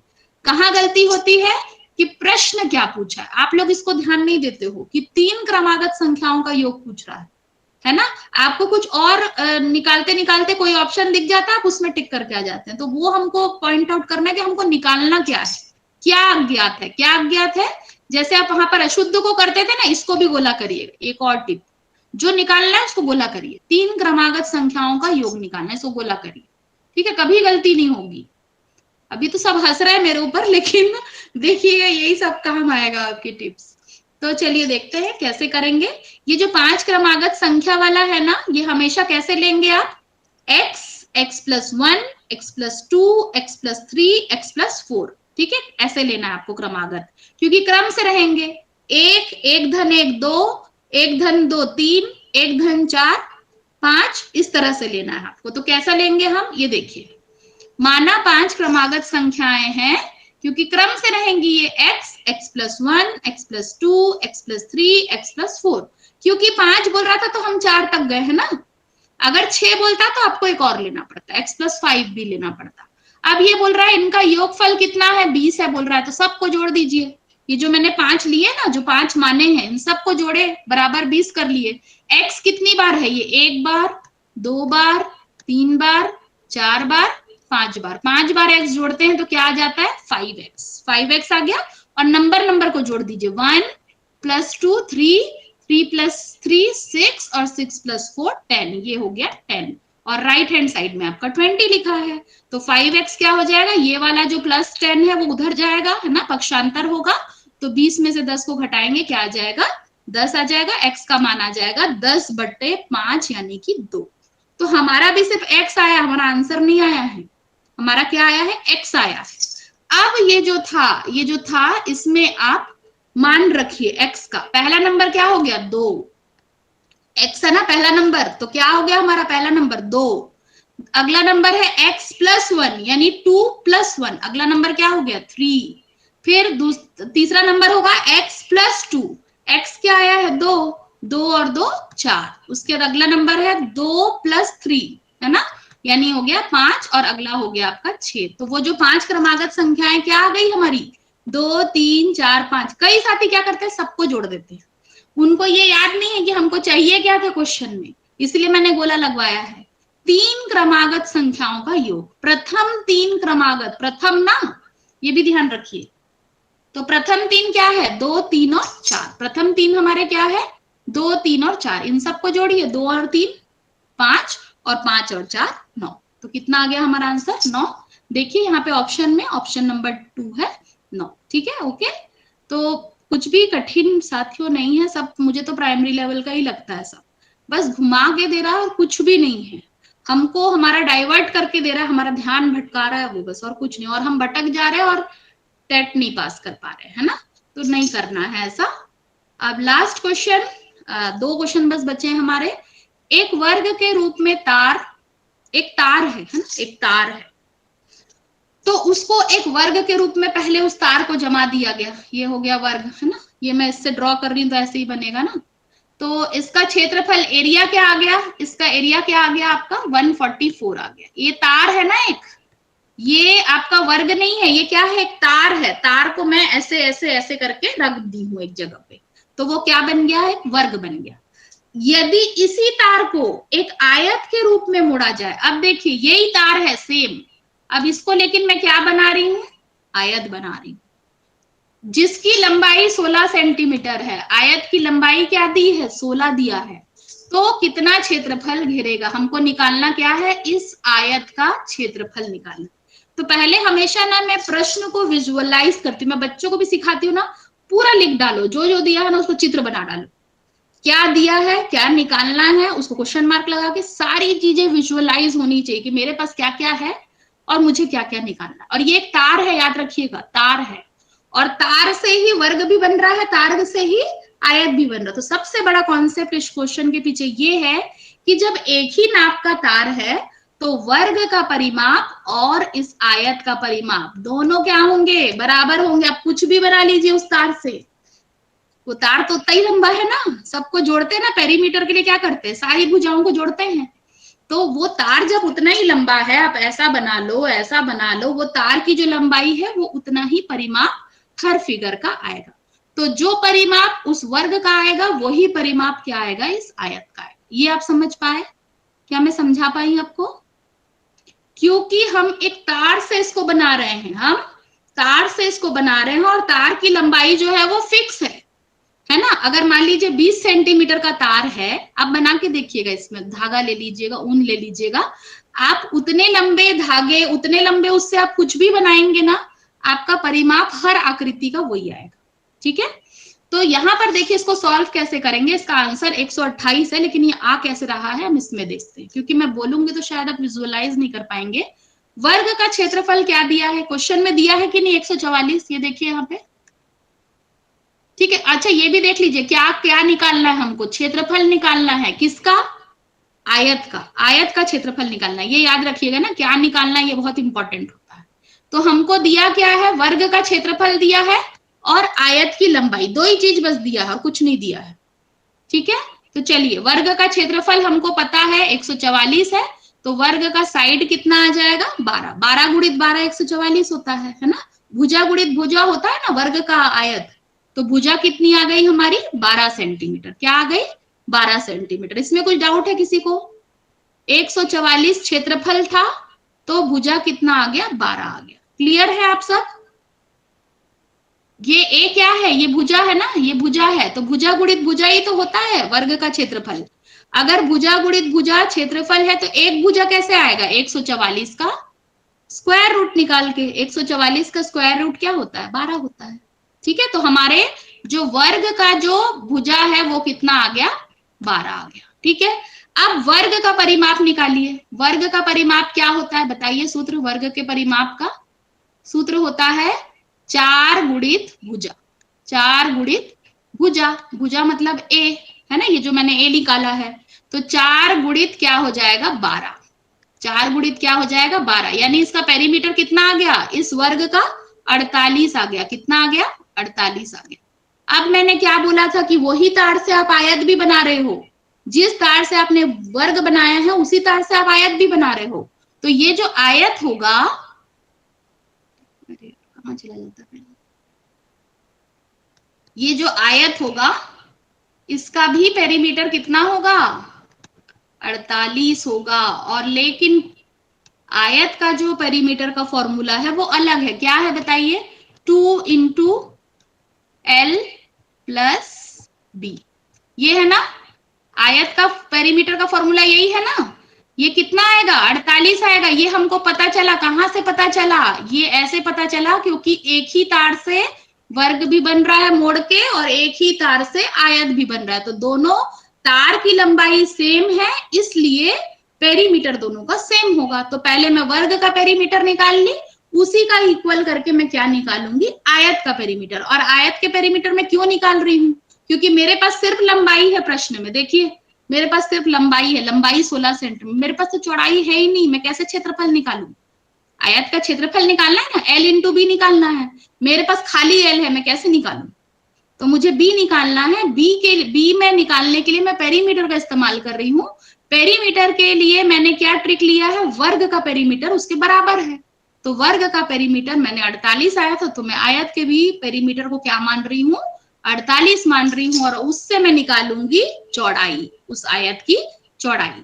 तो चलिए यहाँ पे निकालिए, 48 48 बराबर 2 2 गुणित L कितना है हमारा 16 है ना, L कितना है हमारा 16 है और चौड़ाई हमको नहीं पता है, ठीक है।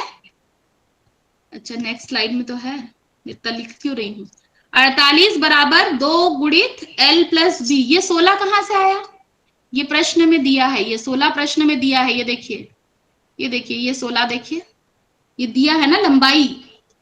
तो यहां पर देखिए 48 कहां से आया, आयत का परिमाप 48 कैसे बन गया, वो वर्ग का परिमाप था, धागा एक ही है, तार एक ही है, इसलिए दोनों को एक ले रहे हैं।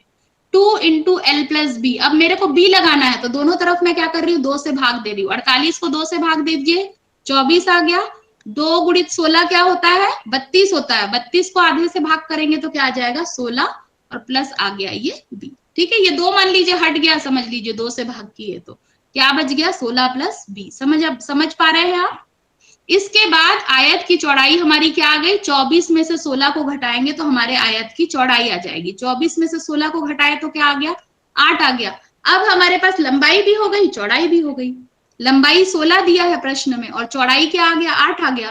तो क्षेत्रफल कितना आएगा 16 गुणित 8, तो हमारा क्षेत्रफल कितना आ गया 128 वर्ग सेंटीमीटर, ठीक है। तो इस तरह से जो मुख्य कॉन्सेप्ट है इस क्वेश्चन का वो यही है कि वो जो तार है उसको आपको ध्यान रखना है, उस तार से आप कोई भी फिगर बनाइए, हर फिगर का पेरीमीटर बराबर आएगा। वो तार तो बड़ा छोटा नहीं हो रहा है ना, उसी को तो मोड़ मार के आप कोई फिगर बनाएंगे, तो पेरीमीटर तो वही, पेरीमीटर मतलब सभी भुजाओं का योग, पेरीमीटर मतलब, ठीक है। तो ये इस क्वेश्चन का मेन कॉन्सेप्ट है, और ये कॉन्सेप्ट अगर आपको पता है तो आप ये क्वेश्चन बना लेंगे, नहीं तो आपको तो खोजते रह जाएंगे, दिया ही नहीं है कहीं परिमाप, तो आप किससे निकालेंगे ब्रेथ को।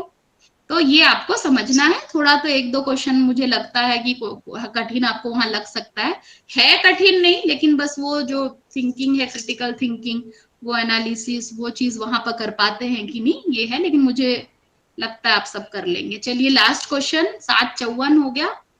निम्नलिखित भिन्नों में से सबसे बड़ी और दूसरी बड़ी भिन्न कौन सी है ना, आपको बताना है। बड़ी और दूसरी सबसे बड़ी मतलब हाईएस्ट सबसे बड़ी और उसके बाद वाली बड़ी, ये दो बताना है, ये याद रखिएगा ना। कई बार हम छोटी बड़ी बता देते हैं, उसमें गलत हो जाता है, नीचे से बता देते हैं। आपको क्या बतानी है, निम्नलिखित भिन्नों में से सबसे बड़ी और दूसरी सबसे बड़ी। तो इसका सबसे अच्छा तरीका देखिए यही होता है, बहुत सारे प्रोसेस है लेकिन मैं आपको सबसे इजी बताऊं, आप 5 में से 6 को भाग कर दीजिए, 3 में से 4 को भाग करना तो आता है आपको इस तरह से, है ना। हम क्या करेंगे 5 लिखेंगे, इधर 6 करेंगे, ये 50, इधर क्या बन जाएगा पॉइंट लगा देंगे, ये 50 बन जाएगा, 6 अट्ठे 48 आ गया, है ना। और ये हो गया आपका 2 बच गया, फिर चूंकि पॉइंट लगा है ये 20 हो जाएगा, ये हो जाएगा। तो इस प्रकार से आप पॉइंट में सबको निकाल लीजिए, जैसे ही आप पॉइंट में निकालेंगे ना फटाक से बता देंगे कि कौन सी बड़ी संख्या है कौन सी छोटी। ये देखिए इसमें करा है मैंने, 5/6 को कैसे आ गया 0.833 आ गया। 3 बटे ये निकालेंगे कैसे, ये मैंने पीछे बताया ना, ऐसे डिवाइड करके निकालिएगा, ठीक है। जो ऊपर संख्या रहता है उसको हम भाग कर रहे हैं, जो नीचे संख्या रहता है उससे भाग कर रहे हैं, ठीक है। तो ये आ गया सबका डेसिमल में आ गया, सारे को आपने दशमलव में बदल लिया है। अब देखिए बहुत आसान है बड़ा बताना, 0.8 वाला सबसे बड़ा, फिर 0.75, तो 0.83 कौन सा है 5/6 है, और 0.75 कौन सा है 3/4 है। तो हमारा सबसे बड़ा है 5/6 और उसके बाद है 3/4। तो इसको देख लीजिए आप कौन से ऑप्शन में आ रहा है, पहला ऑप्शन 5/6 और 3/4। तो इस तरह से एक पूरे साल का जो क्वेश्चन पेपर के जो 30 प्रश्न रहते हैं वो यहाँ पर मैंने आज की क्लास में बताने की कोशिश की है। चूंकि एनिमेशन वाला पार्ट नहीं हो पाया था तो शायद आपको उतना मजा नहीं आया होगा, क्योंकि जब हम स्टेप बाय स्टेप समझते तो और अच्छा लगता है। लेकिन अगले क्लास में मैं पूरी कोशिश करूंगी कि वो चीज मैं ला पाऊं, और बाकी मैंने अपनी तरफ से पूरी कोशिश की है। आप लोगों को कितना सीखने मिला ये मुझे नहीं पता। बंद करती हूँ, स्टॉप करती हूँ प्रेजेंटिंग। आपको कुछ डाउट है इसमें से, डाउट है तो आप बता सकते हैं, और अब मैं अनम्यूट भी करती हूँ। 2 घंटे से आप मुझे सुन रहे हैं।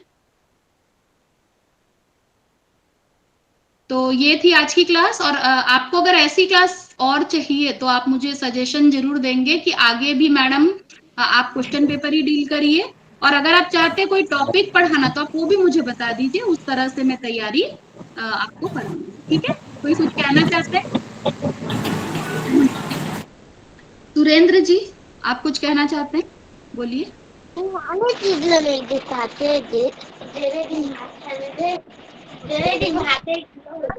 भात नहीं, पेट नहीं भरती। अम्मा स्टॉप करती हूँ।